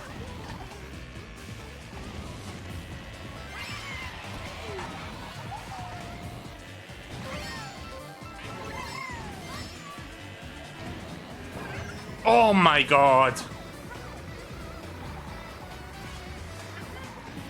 Yeah, where's that blue shell?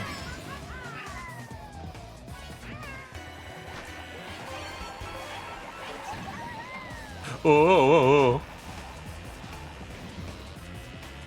That was kind of scary.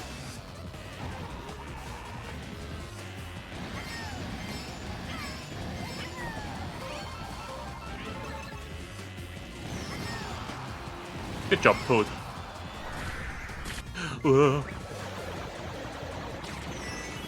Yeah, fuck you. No! Oh, I didn't get hit. Okay, I thought that was me. Ooh, nice. Just what I was looking for. Just what I needed! Oh, what do you mean?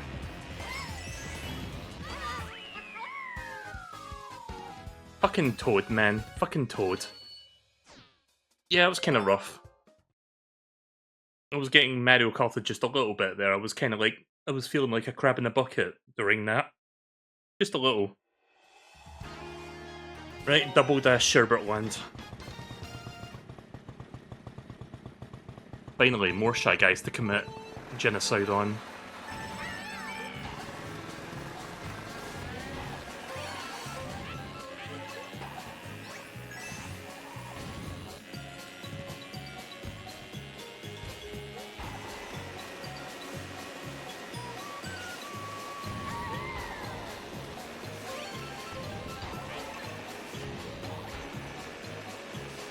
Man, it's been a hot minute since I've played Mario Kart 8, honestly.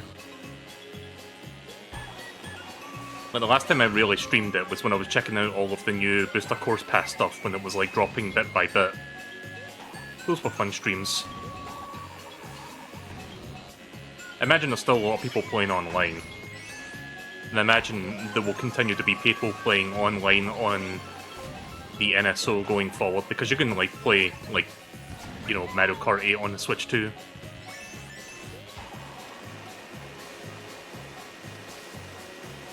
I think I mentioned this before, but I found out recently that Mario Kart 8, you know the Booster Course Pass and all that? Like, you can actually get all that on the cartridge now. But there's a revision of the cartridge version that just has all that on the cartridge. So I would like to see if I could maybe get a hold of one of those at some point, just to replace the cartridge that I've had since, not day one of the Switch, but like, when did Mario Kart come out for the Switch? It was like a month after it came out, right? Like April, I think? Like April 2017? Like, because the first Switch came out in March of that year. I think it came out, like, Mario Kart came out, like, the following month. But yeah, I've had my physical copy, like, day one of the Switch version of the game. Whatever that was. But it would be nice to own a cartridge that, like, has all the tracks on there.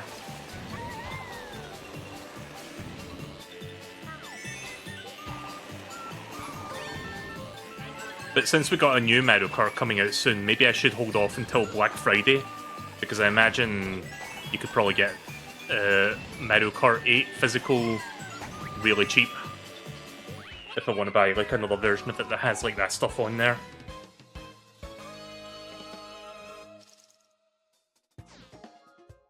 Because with a new Mario Kart, I imagine the old one will start diminishing in price. Kind of. Probably not that much, but it probably will a little bit. Oh, by the way, I told you about this when I played Mario Kart 7. Look at the name of the track. This is the European name for this track. It's not Music Park, it's Melody Motorway. And if you don't remember what I said back then, or if you didn't hear what I said when I played Mario Kart 7, I will refresh your memory, or just like let you know. Motorway is the European name for a highway. So that's what a motorway is supposed to be.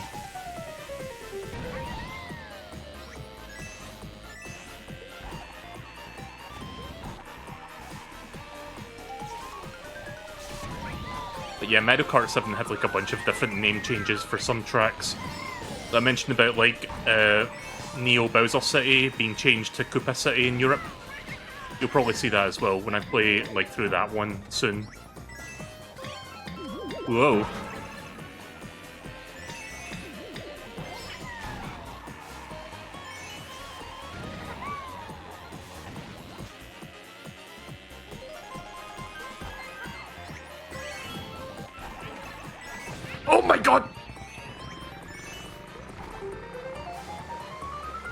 You know what?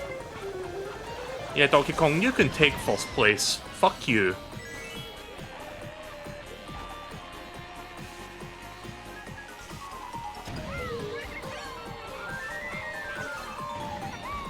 I'm using a bit of brake drifting on those turns.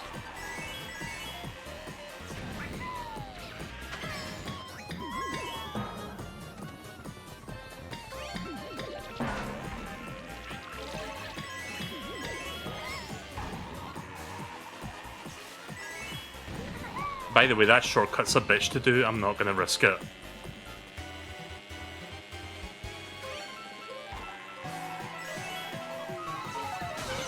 Oh, okay. The piano keys sound all warped when you're small.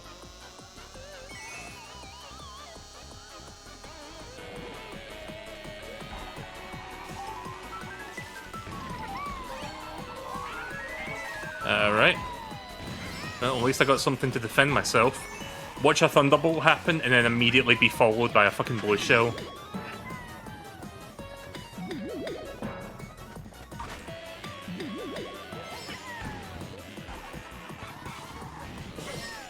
There we go. I did it at least once to show you. You have to do a very specific approach to actually make that shortcut. Like at 200cc, don't even attempt that. It's next to impossible.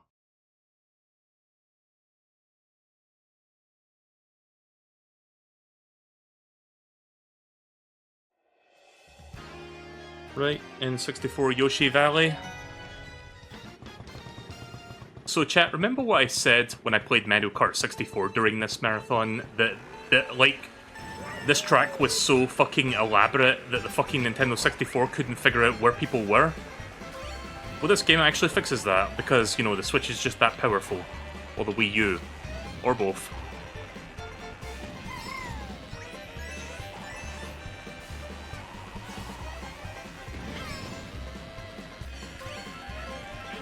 Like, that was the reason, like, in Mario Kart 64, like, when you did this track and all the positions were, like, question marks, they didn't do that to be cute. Like, they didn't do that because, oh, they wanted to keep the sense of mystery. It's like, oh, who's gonna come out the other end first? No, they did that because the console literally couldn't figure it out.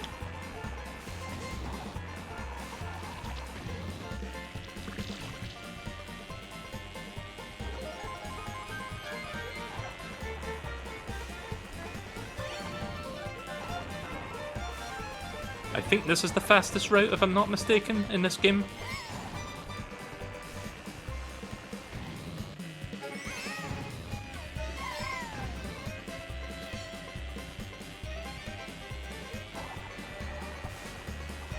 I got a bit of a lead.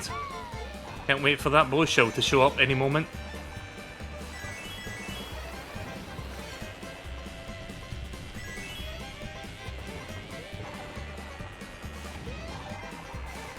Oh, here comes a red shell. Oh, fuck.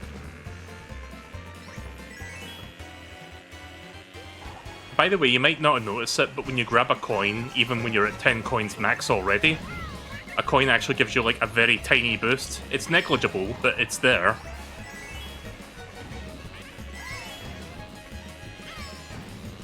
So it's always a good idea to, like, grab coins even if, you know, you're already capped out. Like, as long as you don't have to go super out of your way to grab it along the way, then it's worth getting. Because they do add up the more you collect, in the sense that they'll just give you a little bit more of an edge in the race. Right, well, there you go, that's 60 points again. You know, if I really wanted to, I could focus on getting 3 gold stars for everything, but again, I just want gold trophies. That's really all I'm here for. Oh wait, it's not 60 points. I guess I forgot that I came in second in that other one. Ah well, doesn't matter. Again, just gold trophies. That's really the requirement I'm after here. Wait, right, we've got one more Retro Cup and then we'll be moving on to the original DLC content from the Wii U game. So yeah, at the rate I'm going, I'm actually not spending a lot of time on this, thankfully, so We'll probably be ending the stream relatively early today, if things continue going this smoothly. Oh yeah, speaking of Tanuki, I told you that I was playing Mario Kart Arcade GPDX in my own time. Like, after completing both 100 and 50cc, getting gold on everything on those, I unlocked a new character. I got Tanuki Maru in that game. Just thought you wanted to know that. Right, final of the 4 Retro Cups. Right, so I'm going to have to look at the DLC in what order it goes in so that I make sure I actually do it correctly.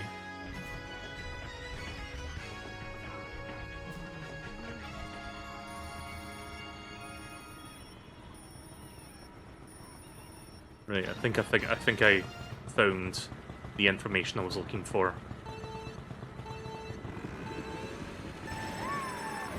Right, so here's a TikTok clock from DS.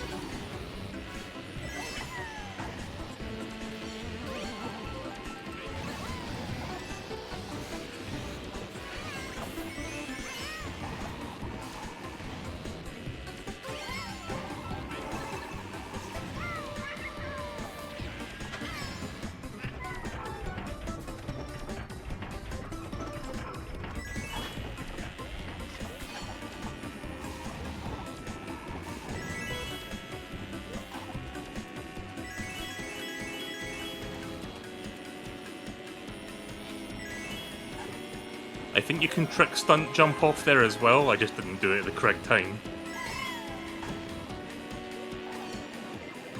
Ah boy.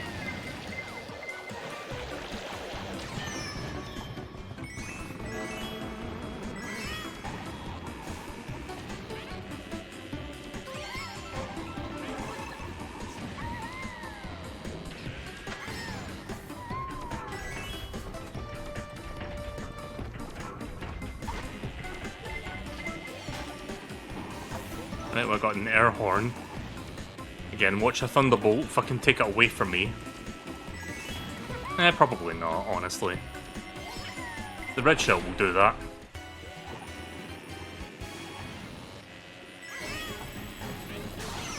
Oh. Yeah, that thunderbolt was about 10 seconds too late.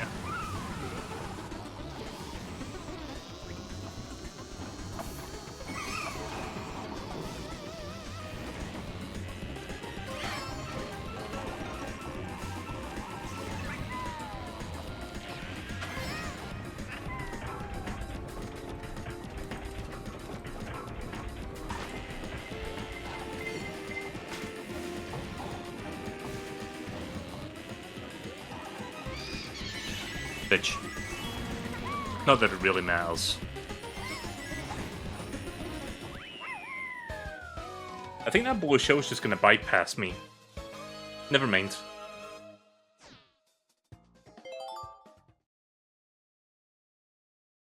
I thought the blue shell would just ignore me because I passed the finish line already. Yeah, here's a really good retro track. I like this one a lot. I really like the Mario Kart 8 version of this.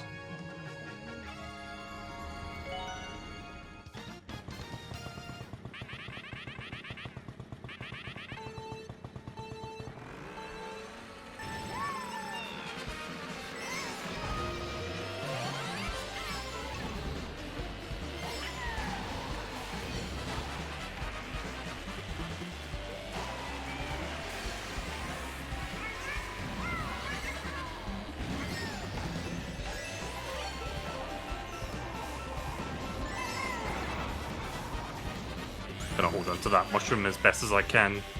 I want to use it for that shortcut at the very end. If you watch me play Mario Kart 7, you'll know exactly which shortcut I'm talking about.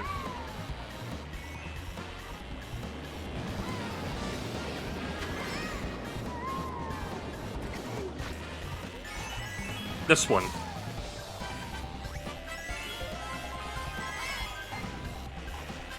Like, there is a reason I say that this is my favourite Mario Kart. Like, everything about this game is super fucking tight. Like, the controls, the mechanics, like, just everything about the game. Like, the game feel is, like, perfect.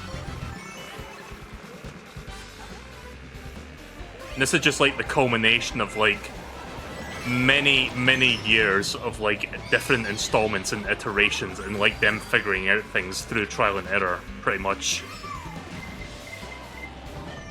Oh fuck. Oh my god, stop.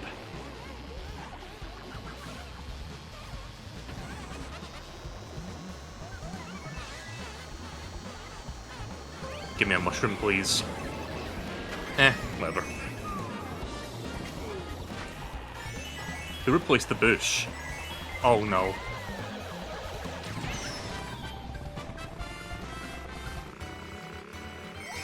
Right, well that's another blue shell. Whoa, oh.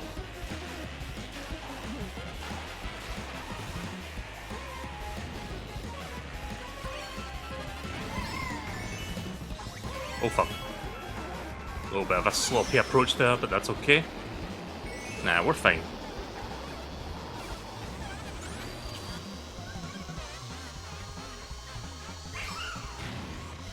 Nah, we should be good. I think we're fine.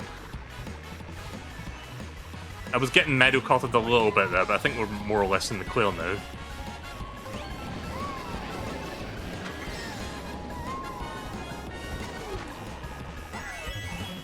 Did not mean to throw that ahead of me. Yeah, this is not the first time this has happened, chat, but sometimes when I, like, use the analog stick to make a turn, and I try to drop an item, sometimes when I'm making my turn, my analog stick is slightly tilted upwards, so I end up, like, throwing it ahead of me instead of, like, putting it behind the car, or the bike. I hate when I do that shit to myself. Not that it really matters anyway, it didn't ultimately affect the outcome, but I just fucking hate that I accidentally throw it instead of dropping it. Right, Grumble Volcano from Wii. One of the tracks in Mario Kart Wii that really fucking gave me PTSD when I streamed it a couple weeks ago. You guys remember how much trouble I was having with that track, right?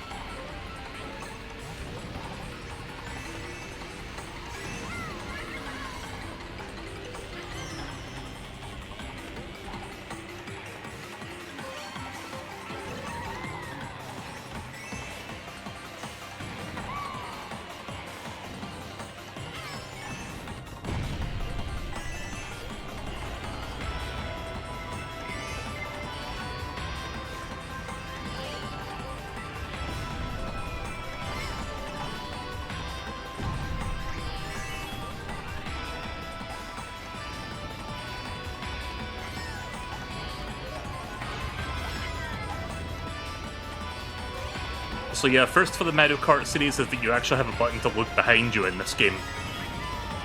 At least I think it's the first for the Mario Kart series. I don't remember like the earlier games having that feature.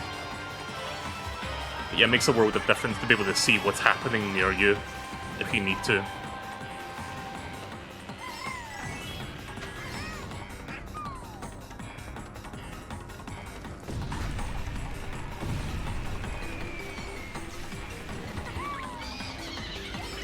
You can take that, I've still got 3 bananas.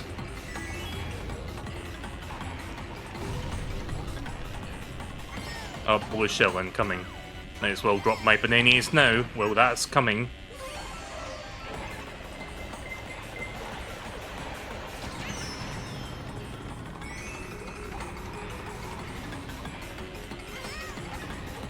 Oh no!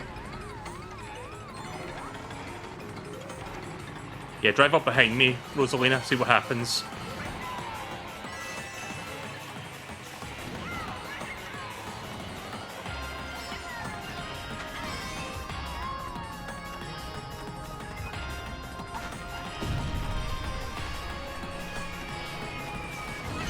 Oh, fuck.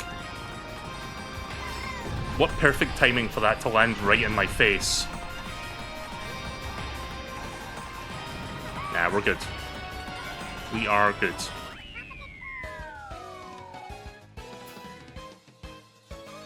Right, one more retro track, I think. This is cup number 4 of the retro cups, right? So if that's so, then this is the last retro track. At least for now, like, we still have the, you know, booster course pass stuff. Yeah, this is the last one.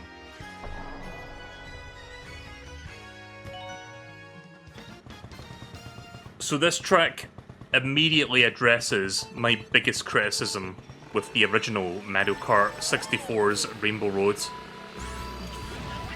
And basically they make it much shorter, so it doesn't feel like a fucking slog going through it. Honestly, I feel like they went a little bit too extreme. Like, they reduced it from a full, like, from 3 laps down to 1 lap. It's become a segmented track now, so it's like 3 segments over 1 lap. I feel like they could have gone with a happy medium and have you do 2 laps around it, then it would have been perfect, but, you know, this works too. I think I'd rather have this than, like, do 3 laps around it. But it is a bit short as a result of, like, their, like, you know, change to this, but again, I'd much rather prefer this than what N64 did. Watch out for the chain chomps. Oh. It's called a road, it's called a Rainbow Road. I do like the visual style of this.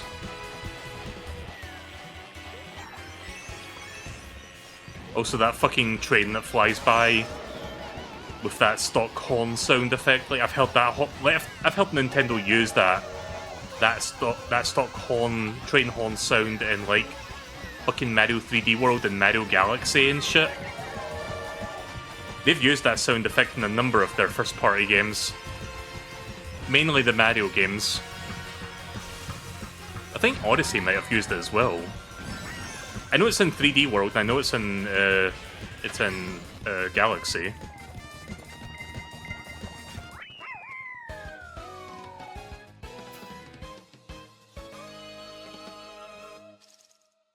I think they might have also used it in Captain Toad.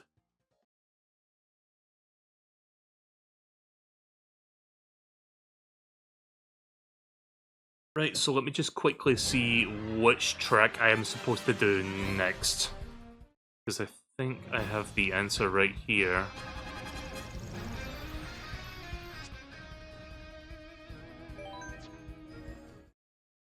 Right, so we finished the very base courses of the game now. I don't know when the credits kick in, honestly. Maybe it's after I finish the rest of these?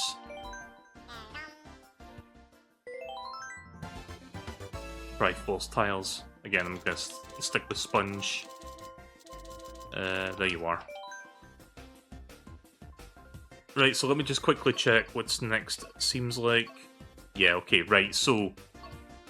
Basically, in the Wii U version, it started with just these 8. And then, like, a year later, Nintendo released DLC for the game in 2 waves. So DLC Pack 1 contained these 2 cups, and then DLC Pack 2 contained these 2 cups. So we're going to do it in that order. So let's do Egg Cup. So the DLC originally came out in 2015, about a year after Mario Kart 8 launched.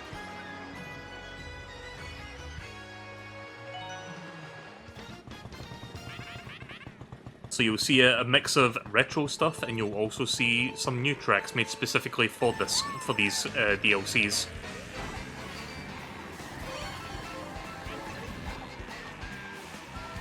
Good item to start with. I can do this now.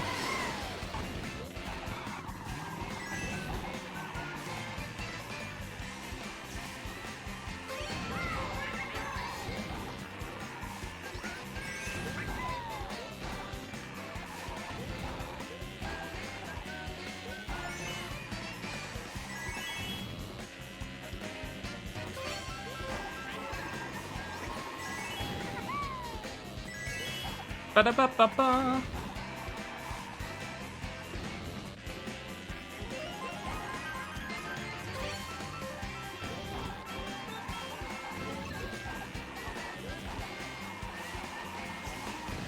Whoa.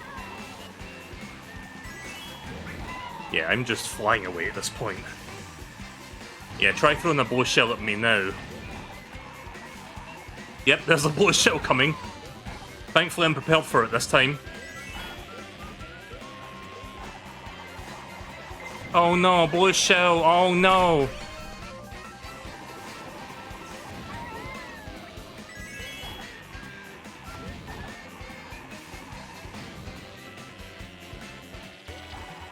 Yeah, I am just running unopposed on this track. I mean, this is Yoshi's domain. This is his hometown. This is a... he has the home field advantage, is what I'm trying to say. Oh, shite. We got another one. What do you mean? I mean, at least I've got a huge gap between me and second place, so I should be fine.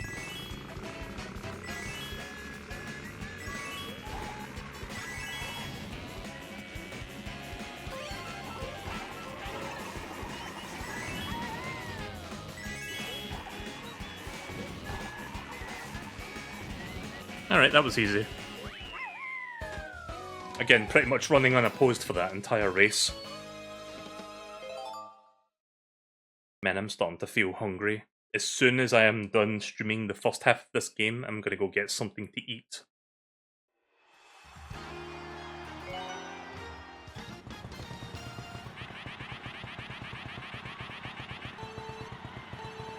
Right, so here is basically... This is Baby Park, but long. To be fair, I don't hate this one. I think this one's fine. Nowhere near as chaotic as Baby Park.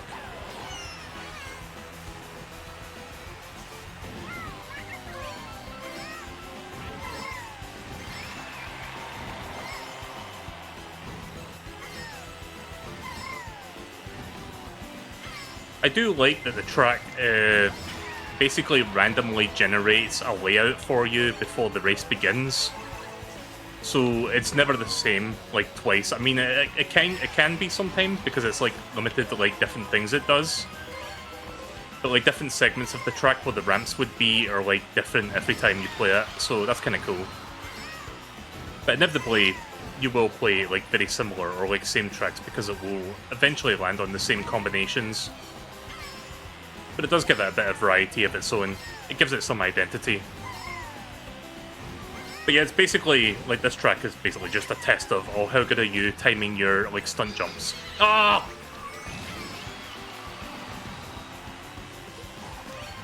Bastard.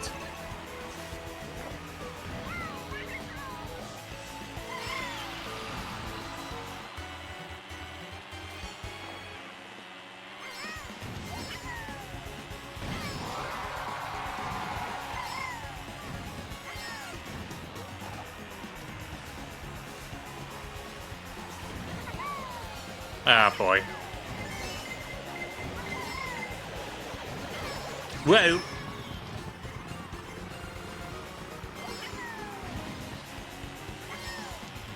I feel like a red shell's gonna hit me on this last turn. Better get two things to defend myself with.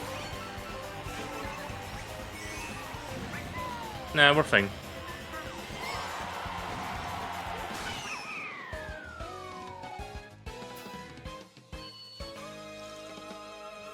So yeah, one thing that's cool about the original Wii U DLC is that it has some crossing over with stuff. Like, it's got Zelda, it's got F-Zero, it's got Excitebike.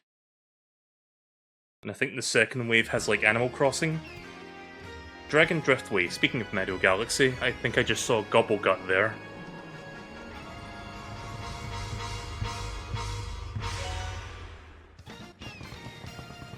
I really like this track's music, it's very good.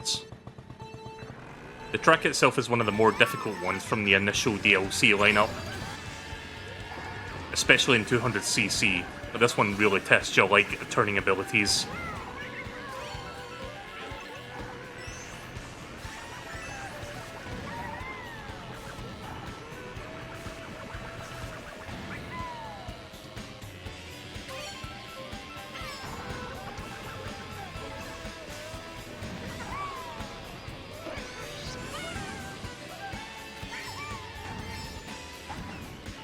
I don't know if you can tell, but we're upside down right now.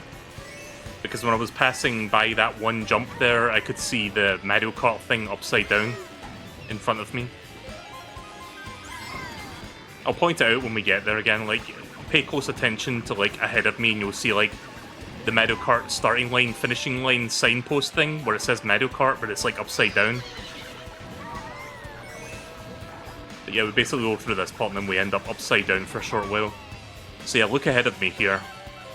It's after this bit. It's like after this turn. Yeah, look over there. Yeah, you see it?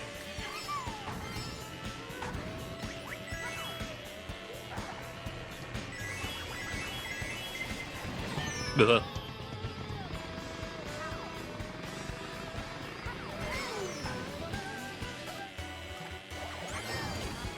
Oh, cunt.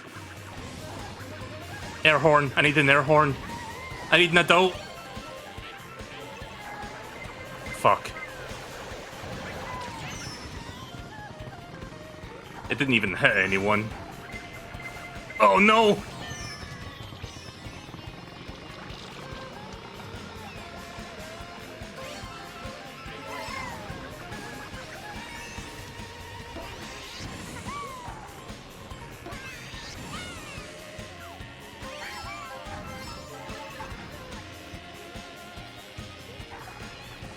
Nah, we should be fine.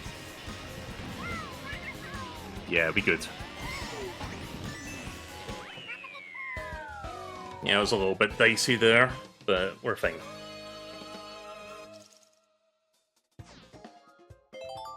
Alright, next race. So yeah, the rate we're going, we should be done within the next hour, I feel. Right, so here's the last track of this first cup. So we got F-Zero.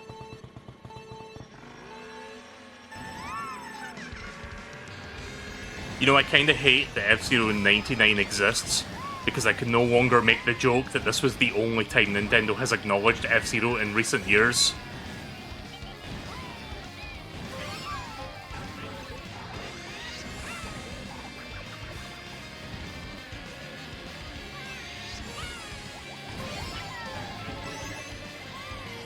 By the way, going on those, like, things on the side there, like those... I forget what you call them, but the things that are supposed to heal you in F-Zero. The side strips. They basically replenish your coins if you stay on them. Fuck.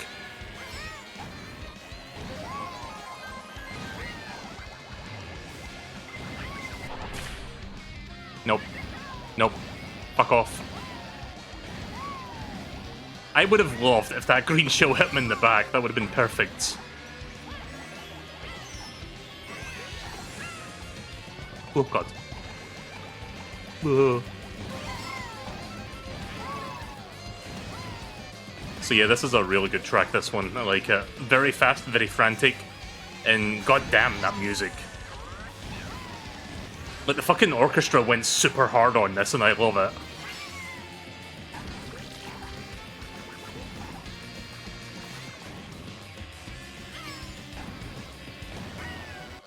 Alright, last lap.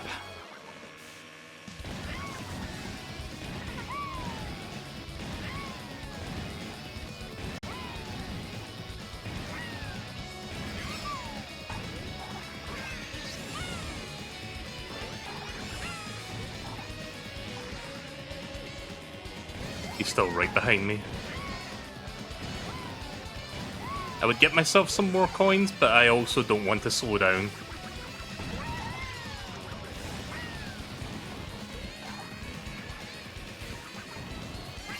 Surprised I haven't seen a blow shell this whole race. But yeah, no, we're good. There we go. Easy.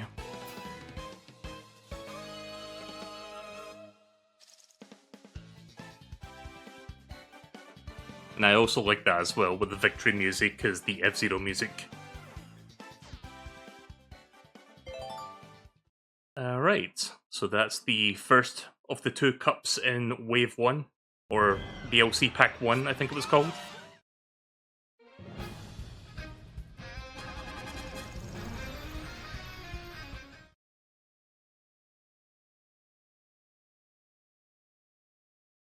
Right, let's continue.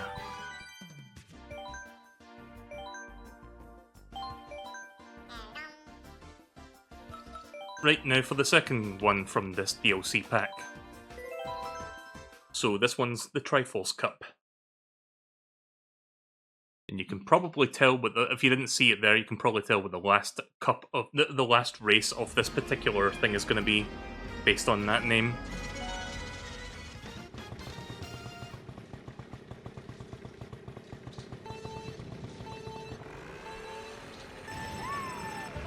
God, I remember getting fucking PTSD from this particular track in the Wii version.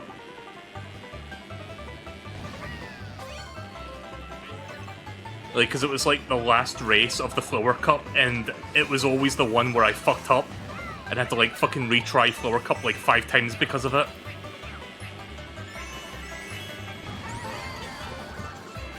I do like that they implement the anti-grav for this particular segment. It's a really cool way to integrate the anti-grav into like a retro track.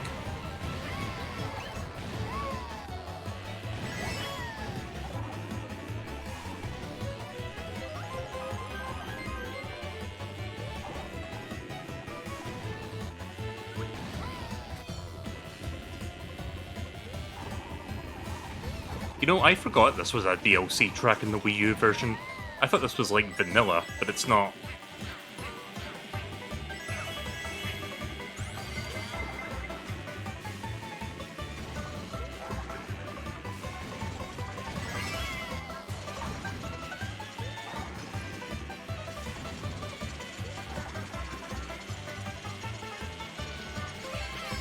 Man, again, it hasn't sunk in that we are less than 7 days away from the Switch 2 and Mario Kart World's launch.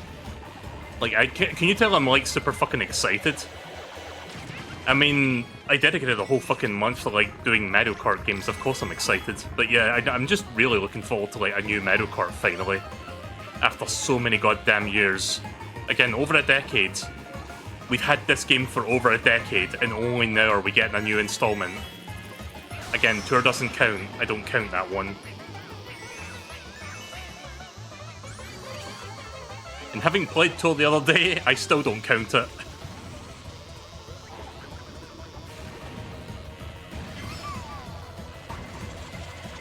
Oh boy.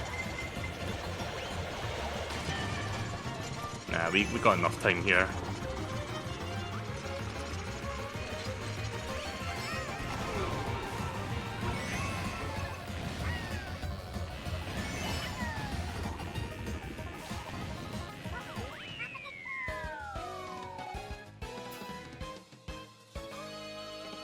What's funny is Tour started development on the Switch. It just didn't run at 60 FPS. World? Oh, you mean World? Okay. Yeah, I did hear about that this past week or so, where they said, oh, that this game was originally being worked on for the Switch, but the frame rate just couldn't quite get there when we're doing the open world thing.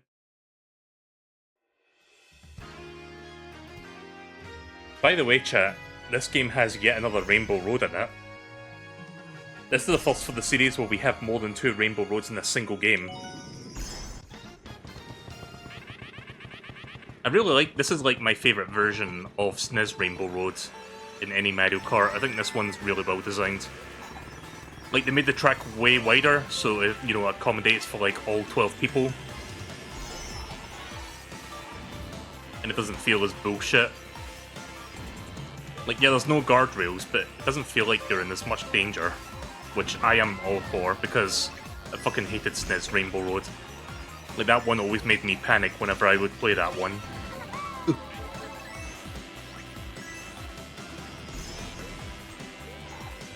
Barely dodged that. And you can do, like, trick stunt jumps off of the ripples that the thwomps make.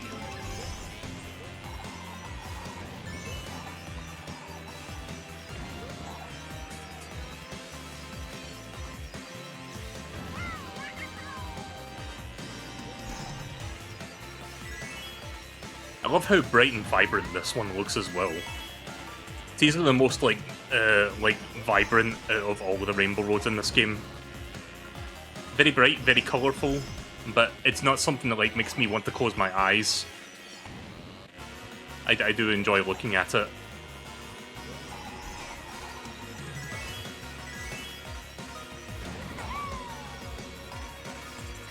Yeah, we're pretty much doing good here, I think. But I can never time the jumps on those, like, ripples.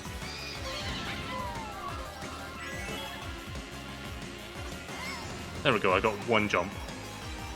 Oh, I hear a blue shell. Nope, I got there well before you did. Oh, hey there, Peter. Yep, 6 more days, we're almost there.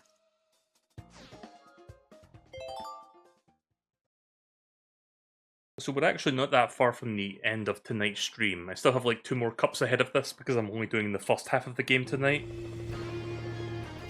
Oh yeah, from the first DLC pack of the Wii U version, I think this is my favourite track. Ice Ice Outpost is a very tightly designed track.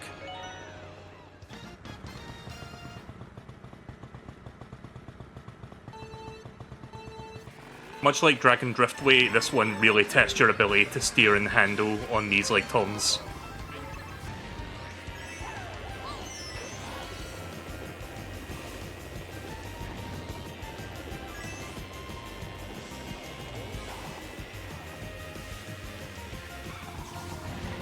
Oh shit! Did not quite do that correctly.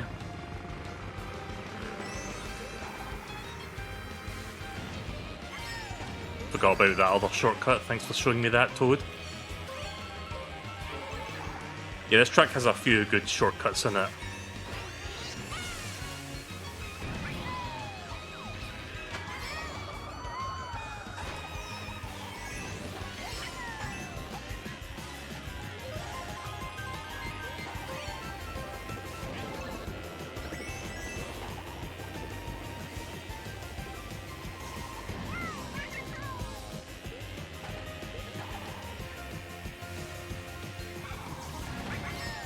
There we go.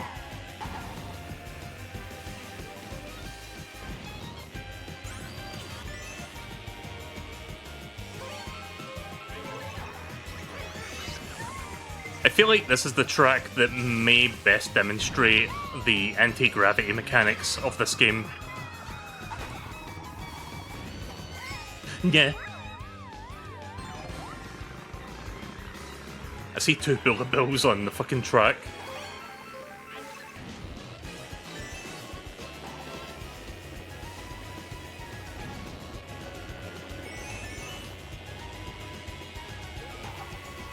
I'm not going to risk that.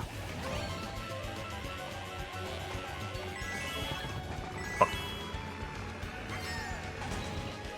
Ugh. Bad angle, but you know what? You can take the fall for my mistake.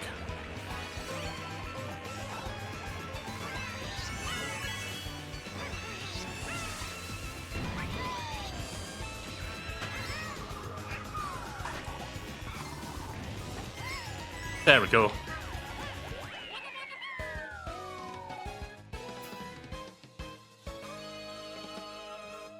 Watch me change my mind and try to get a Switch 2 at launch. I mean, it is possible. You might be able to get one day one if you're lucky, you know, if you end up changing your mind.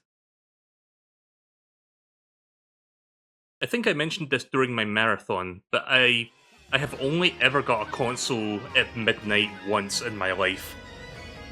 And that was, the 3DS. Like, I got the 3DS day one, and we have this supermarket chain over here called Tesco. There was a Tesco pretty close to me that was, like, open 24/7. I got my 3DS from there that night. Like, at midnight. Like, that was a fun night for me. Like, because I didn't have it pre-ordered. I just went in there, picked it up, and then I just had it. Nowadays, I feel like you have to fucking pre-order a new console because, you know, we're living in the age of scalpers. Like, imagine living in a fucking timeline where people actively sell pre-orders. Or, like, scalp pre-orders. Like, they're not even technically scalping you the fucking console. They're just being like, oh no, we reserved this. So what you're spending money on is the right to basically take my reservation that I took from you.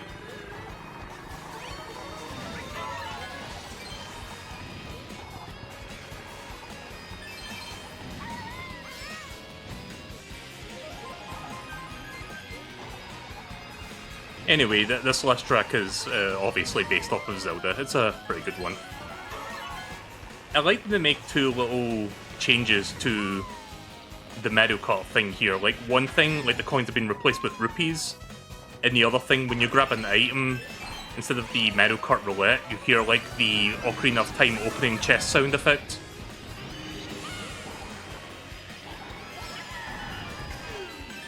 Yep, somebody opened the shortcut after I passed it. If you hit all 3 of those crystals down the ramp, you open up a shortcut where you jump over the fountain.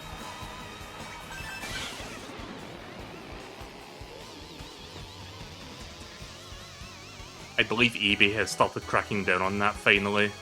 Yeah, it's a good thing to see we're finally, like, you know, cracking down on bullshit like that. Like, I've never been a fan of scalpels, honestly.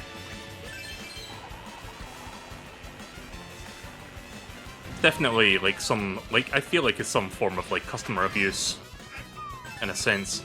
Because it's like these people that are trying to make bank off of the fact that they're, like, charging extra for something that didn't cost anywhere near that much.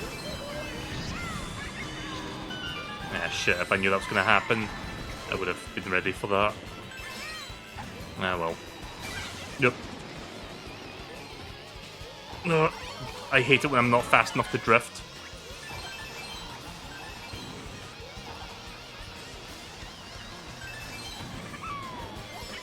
That was a close one, but I beat DK.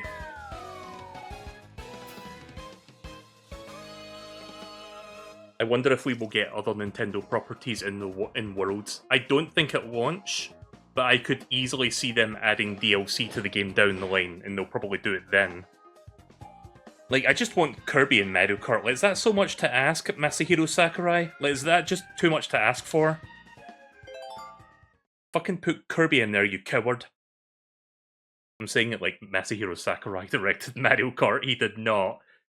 You know what? When all's said and done, we have a new Kirby Air Riders coming from him later this year, so we got that at least. But yeah, I would love to see Kirby in Mario Kart.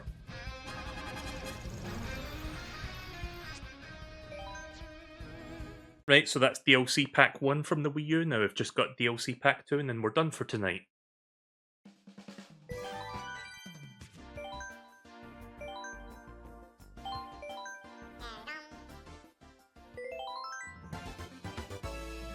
I completely forgot Animal Crossing had a glider in this game. Let me compare that to... Oh. Let me compare that to... Faster acceleration, less weight, but less speed as well. Nah, I'll go with this one. I want the faster speed while gliding. Right, so now we just do these two. So now we're doing the Crossing Cup. Yeah, the CPU is not that difficult, honestly. Like, I'm not having too much trouble with it. Oh boy, it's everybody's favorite!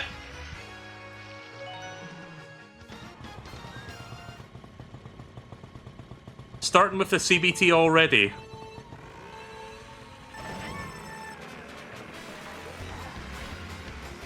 By the way, I just thought up of a fun idea for a Mario Kart 8 Deluxe mod. Mario Kart 8 randomizer. But basically, it's, you know how like that one cup in Double Dash where it's like every track in the game? Basically that, but with all the booster course pass stuff and all it's all shuffled.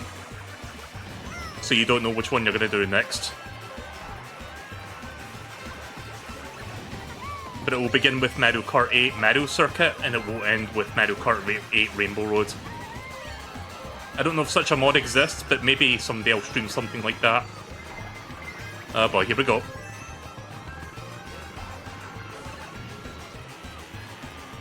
Time for the crab to be in a bucket.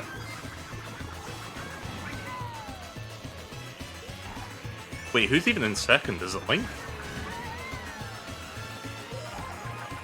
Also, to add even more to the fucking insanity of Baby Park, the music like goes up in tempo and pitch every time a lap has been elapsed.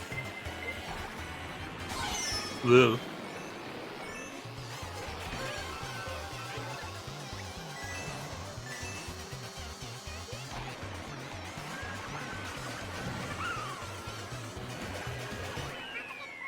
Oh.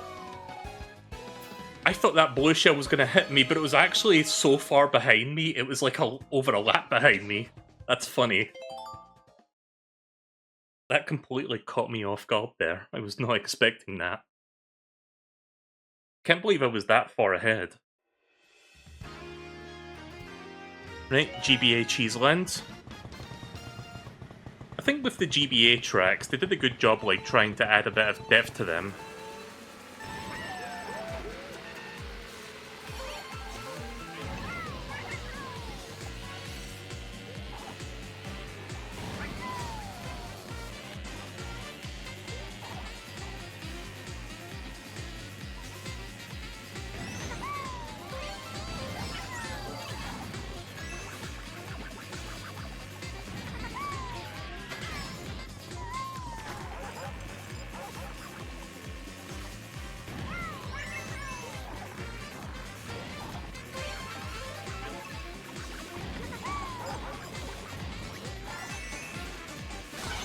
Oh.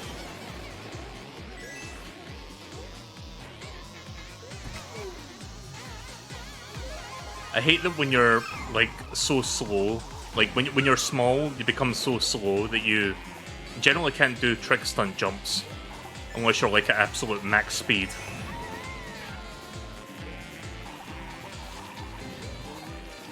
But yeah, you can do, like, trick jumps off of the little craters as well. If you really wanted to.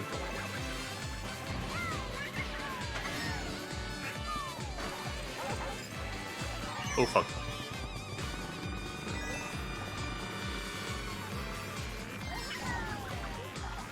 Oh no! That was not smart. Nah, we're fine. Shite.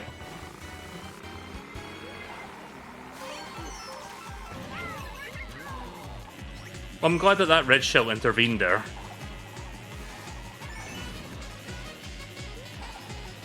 Yeah, we need to see more of those mice. Like, what are those mice from Yoshi's Island called? Those guys are cool. You don't really see Nintendo using those guys a whole lot. Not even in, like, fucking Paper Mario. Like, the original Paper Mario, there's a bunch of them, but they kind of, like, dialed them back after that, I think.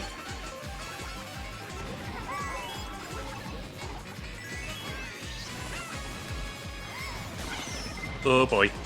Oh, good.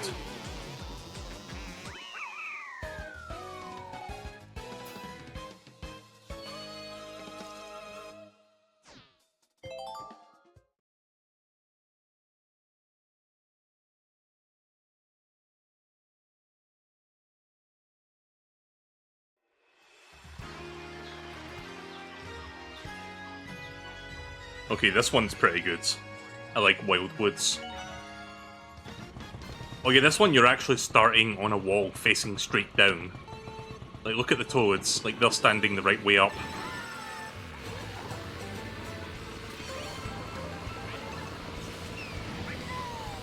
I think this is the only track that, like, where you start, like, facing in a weird way.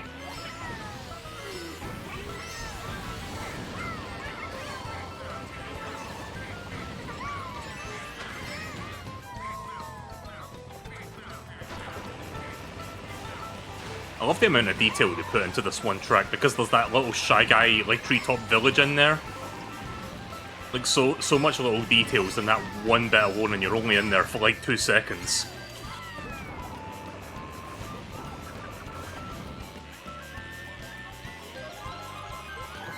But yeah, I would say this is one of the better DLC tracks from the Wii U game.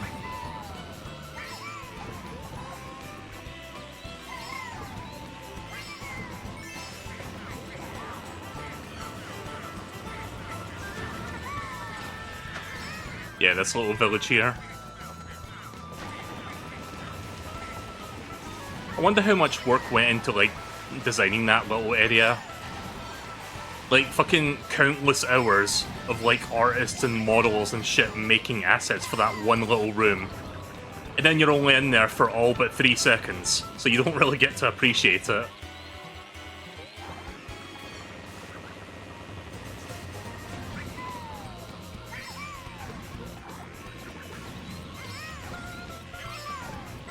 DK's a little bit behind me. Not too close, but he's not that far. Oh boy.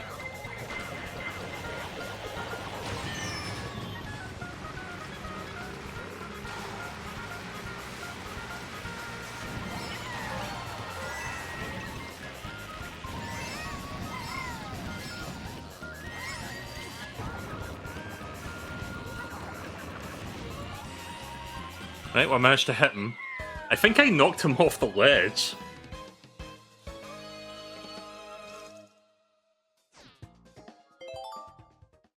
Yeah, I think I made them fucking slip off the ledge there when I put that banana down. It's funny. Alright. Next one. I wonder if I have enough time to do this.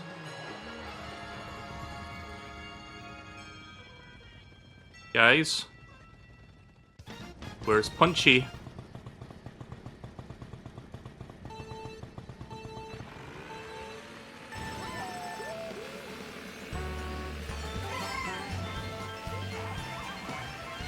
I'm actually going to be looking out for him while I do this race. I thought I saw him there for a moment. That's not Punchy. That's Oswald. That's, fuck, what was Walter's evil alter ego? I forgot what his name was. Fuck. It was like Waldo backwards.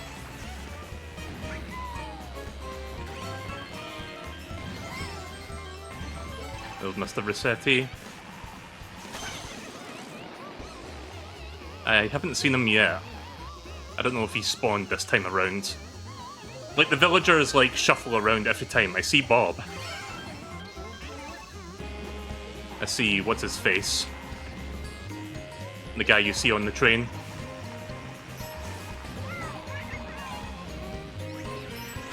Oh yeah, they also... Oh, there he is! I saw him! He was on the left!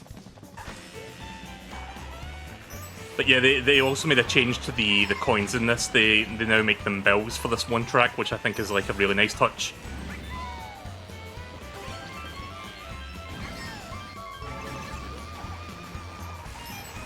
I found Punchy, you guys.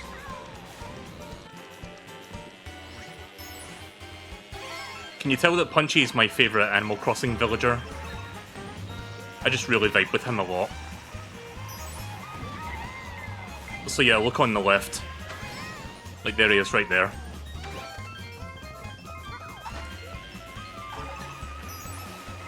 Push out. There. That's fine, I got plenty of lead on him.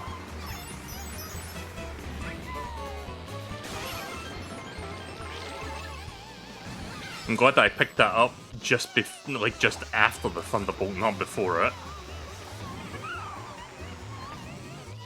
Alright, well there you go. That's that.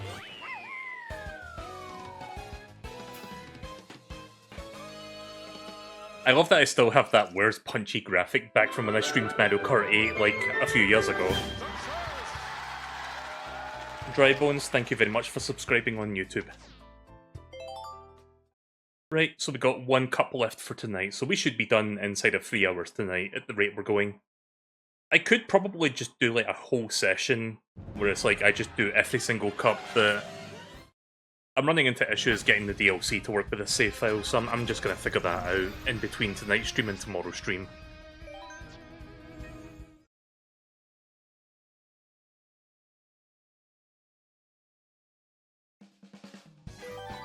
But yeah, I think it's in my best interest that I just split it up anyway. Because doing 24 tracks in a single sitting is going to take a lot out of me, honestly. Right, what do we get? Crimson Slim. Now I'll use Sponge again. Right, last one, Bell Cup. And then, like I said, tomorrow we will do the Booster Course Pass stuff.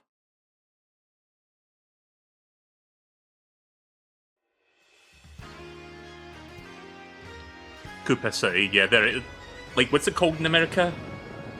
Oh, you know what? It says it right there. It fucking said Neo Bowser City on that sign. So, they fucking changed the name of the track itself, but not the signposts that say the same name. That's weird. I don't know why they changed it to Koopa City, honestly. Like, I know Bowser's name is Koopa in Japan and he's the king of the Koopas and all that, but when you say Koopa City to me, the first image that comes to my mind is a city full of Koopa Troopas, not Bowser, or like a Bowser-owned city.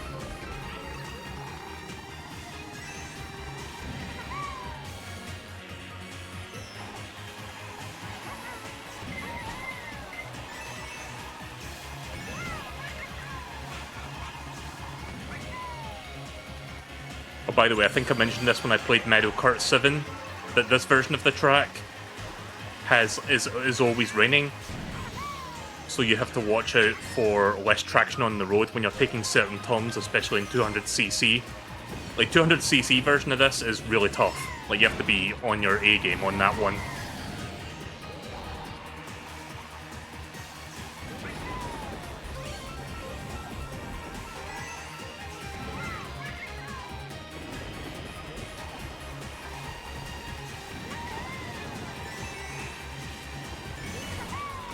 Like this turn here, for example, I kind of approached that like garbage, but yeah, that turn there is one of the turns we have to be really careful. Did I hear a blue shell? No, there's no blue shell there. Oh, blue shell coming.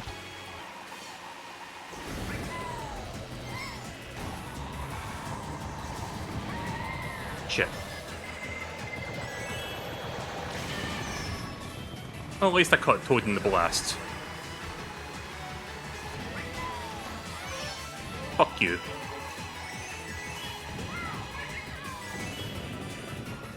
Oop.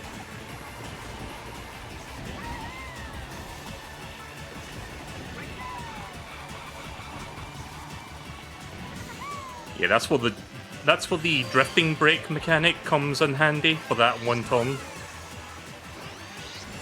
I don't know if you helped me like using that there, but I did. I figured that was the safe thing to do.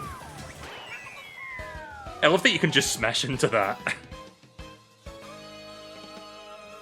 I love the fucking metallic clang when I fucking smacked it.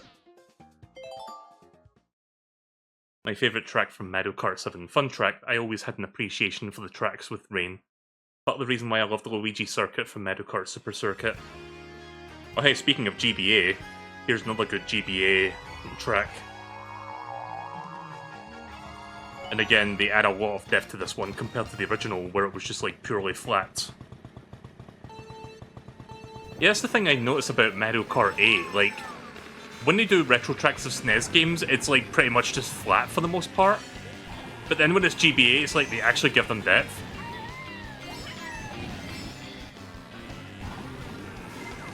Oh! I like this song. This song's pretty good. Hello.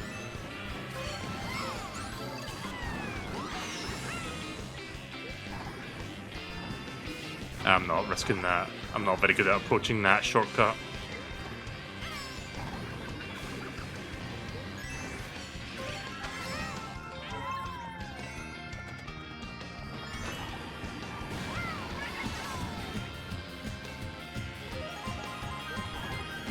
God, that extra level of percussion when you get in first place, that's so good. Oh my god, please! Okay, good. I'm glad that I made it over that jump. I was worried that was gonna knock me out. Oh my god. Cunt.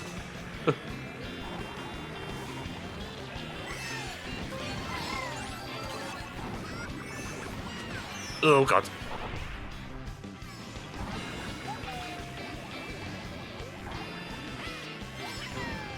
Man, the AI being aggressive on this one, I'm noticing.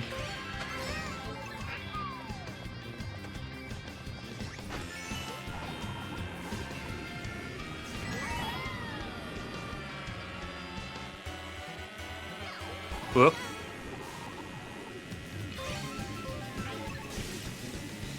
Why do I feel like another blue shell's gonna show up? Yeah! Slow down, slow down, slow down, slow down, slow down.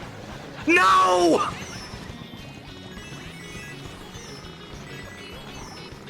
Oh my fucking god! Chat, I tried to slow down there, I really did. Crabs in the bucket! Crabs in the bucket! Yeah!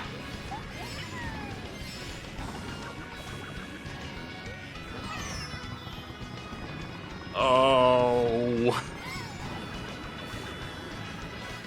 Chat, I am in pain right now. But maybe I can still salvage this somewhat.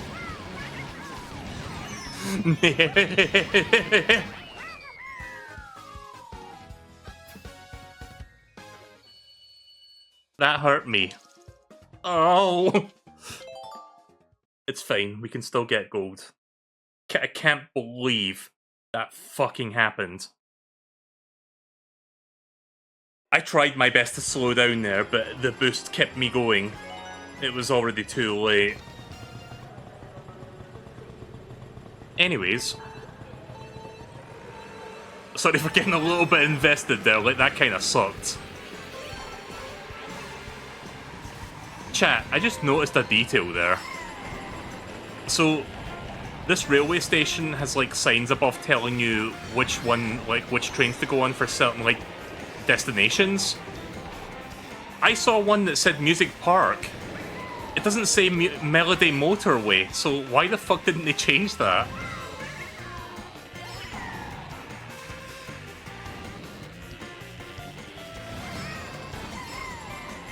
Like, there it is again, I just saw it. Like, Music Park. Anyway, this is one of the better tracks, I feel, from the initial DLC offerings on the Wii U. I quite like this one. Also, one thing I love about this is when you go under, like, when you go underground here, you kind of hear the Super Mario Bros. Underground theme overlaid on the music. It's a nice little touch.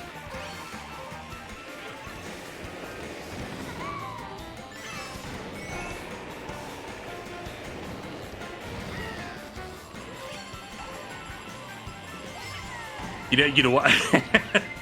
You know what I just thought of right now? That also has the Mario World, the Super Mario Bros. Underworld theme. Nintendo. It's a cereal now. Nintendo. Does anyone know what the fuck I'm talking about? The Nintendo cereal system? Oh, I should show that. Nintendo. Nintendo. Yeah, I'm gonna show that after this race.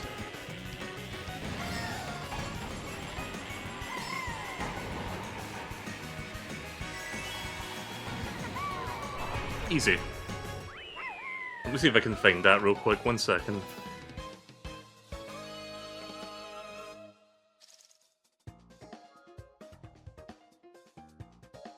Right, 1 second. Just gonna grab this. Hang on.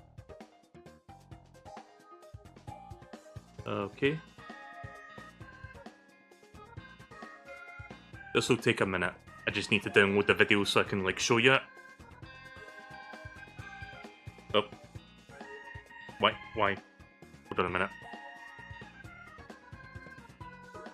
Sorry, You know what I love? On Windows, when you try clicking on something, but at the last moment when you click it, something else pops up in front of it, so you click that instead. And then you open a whole new process that you did not mean to open. Fucking love that shit on Windows.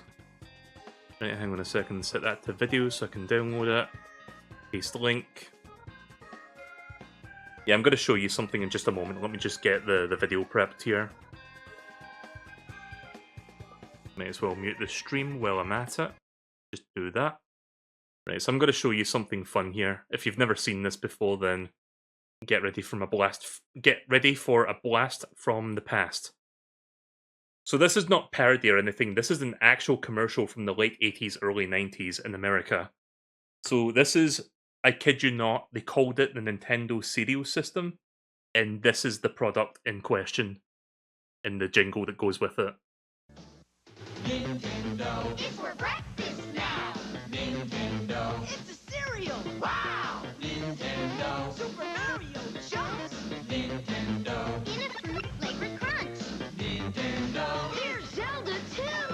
Nintendo, it's very good news.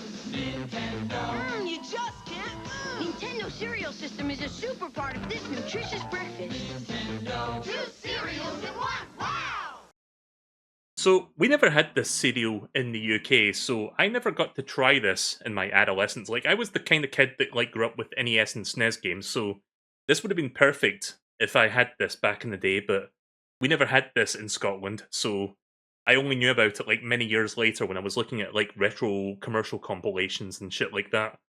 But yeah, from what I understand, basically what this cereal is, it's like they say it's 2 cereals in 1, and like the left half is like kind of a half-sized bag of like Mario cereal, and then the right side has like another half bag that has like Zelda cereal, which kind of doesn't sound good in practice because I could imagine you could like if you opened both bags and you tried like pouring cereal, you'd have all kinds of fucking mess all over the table. Like I think I remember like Nostalgia Critic talking about something like that when he was like looking at old video game commercials and shit, or just commercials in general. But yeah, I wish I tried this back in the day, but obviously this was an American thing. We didn't have this. But I fucking love this jingle. It's a cereal! Wow! Nintendo. It's for breakfast now. Also, I like this Mario drawing here. Like, this is actually a pretty decent... Like, I've seen a bunch of, like, retro video game commercial compilations, and there's some early ones where Mario looks really fucking off-model. This one looks decent compared to those. Nintendo. It's a cereal. Wow! Also, why do they have fucking monitors on their heads? Also, this sprite does not look like the actual sprite of Super Mario Bros. Like, they added more colour and detail on it. And yet, the background is identical in graphics to the actual game in question. Anyway, I'm going to stop talking about this now. I just wanted to show you that real quick, because it's funny to me. Nintendo, it's a cereal! Wow!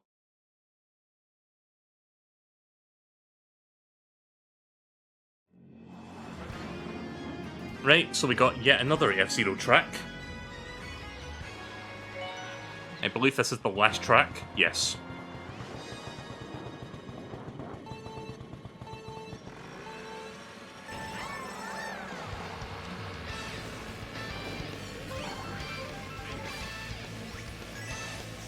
Let's get some coins here.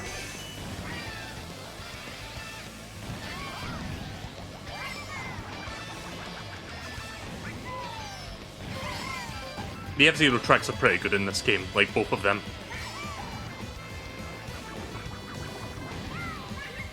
Again, I hate that F-Zero 99 exists, because I can't make the joke that Nintendo...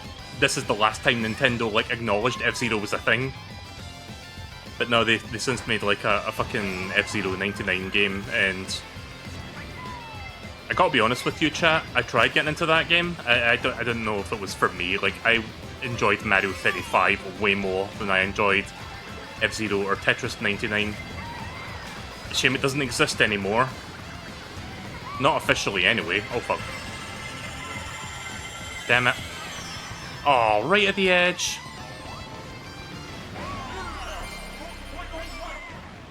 Also, I love that they included that soundbite from F-Zero X. Oh, boy. Oh, move, move, move, move, move, move. Oh.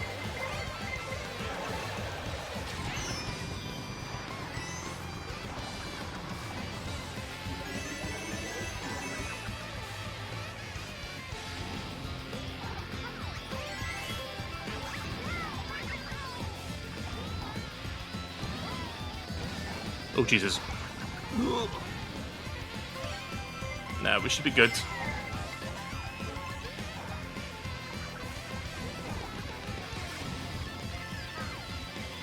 Chat, I've had some heartbreaking moments in those last couple turns before.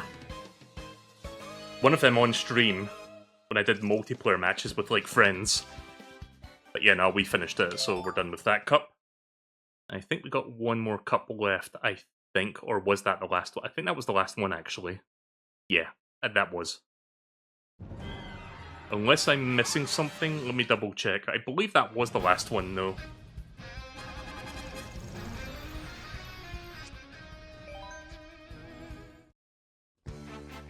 Yep, that was the last one. Okay, we're good. Yeah, I'm kind of glad that the credits doesn't play when you finish Special Cup, and instead you have to, like, get the medals on all the cups. Right, so we have now covered the first half of Mario Kart 8 Deluxe as it stands. We still have a whole half of the game to go, which we're going to be doing tomorrow. So yeah, tomorrow will be the Booster Course Pass stuff. I'm going to be doing that tomorrow evening. And it'll probably take me about 3 hours to do that as well. Like, we actually finished this inside of 3 hours, which is sooner than I thought, honestly. Like, I thought it was going to take at least 4 hours to do all that tonight.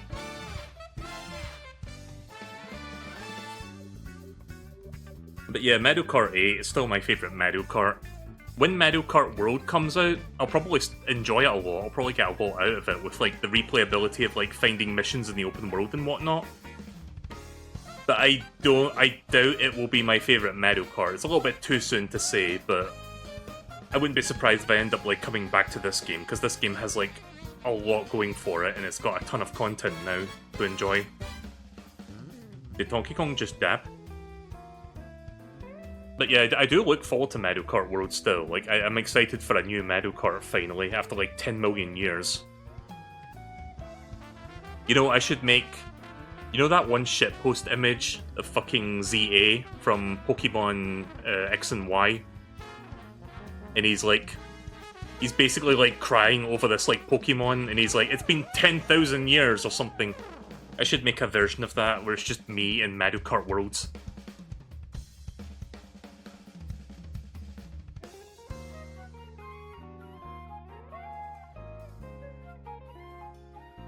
By the way, speaking of Pokemon ZA, Pokemon Legends ZA is coming out in, I think, October. So, after summer, that'll be just around the corner. There's also going to be a Pokemon Presents. But there's a Pokemon Presents happening in July, I believe.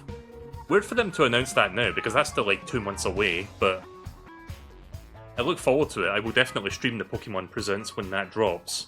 Hopefully we get some good game announcements, other than, like, more Pokemon Legends ZA stuff.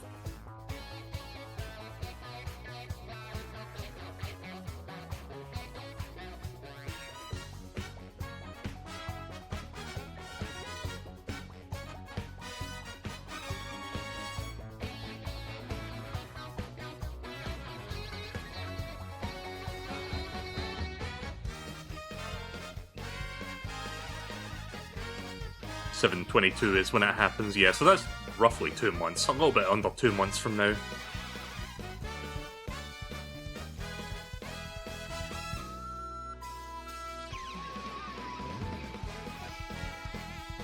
But yeah, this game still holds up really well, like, I still enjoy playing it.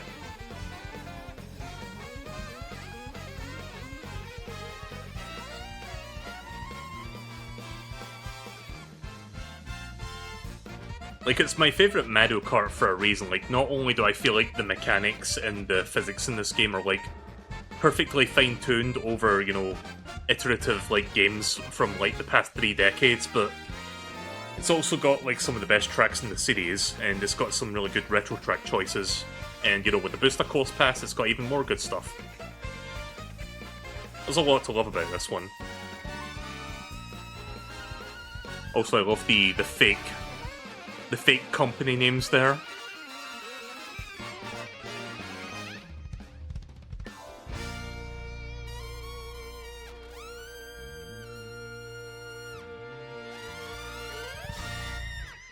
Right, there you go. So that is the entirety of the vanilla Mario Kart 8 Deluxe track list.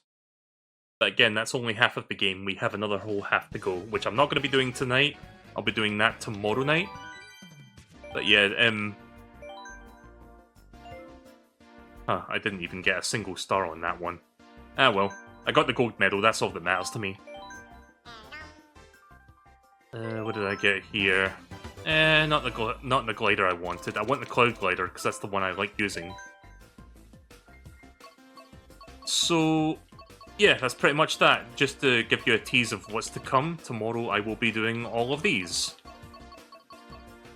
I need to check what the order is. I think it's just from left to right, top to bottom. I think that's how they do this, but I'll look into that and figure that out for tomorrow. If you're wondering why it said I don't have the DLC, it's because I'm using like a blank save file. I'll figure out how to get that working for tomorrow. Or I could just use my pre-existing save file and just do it there.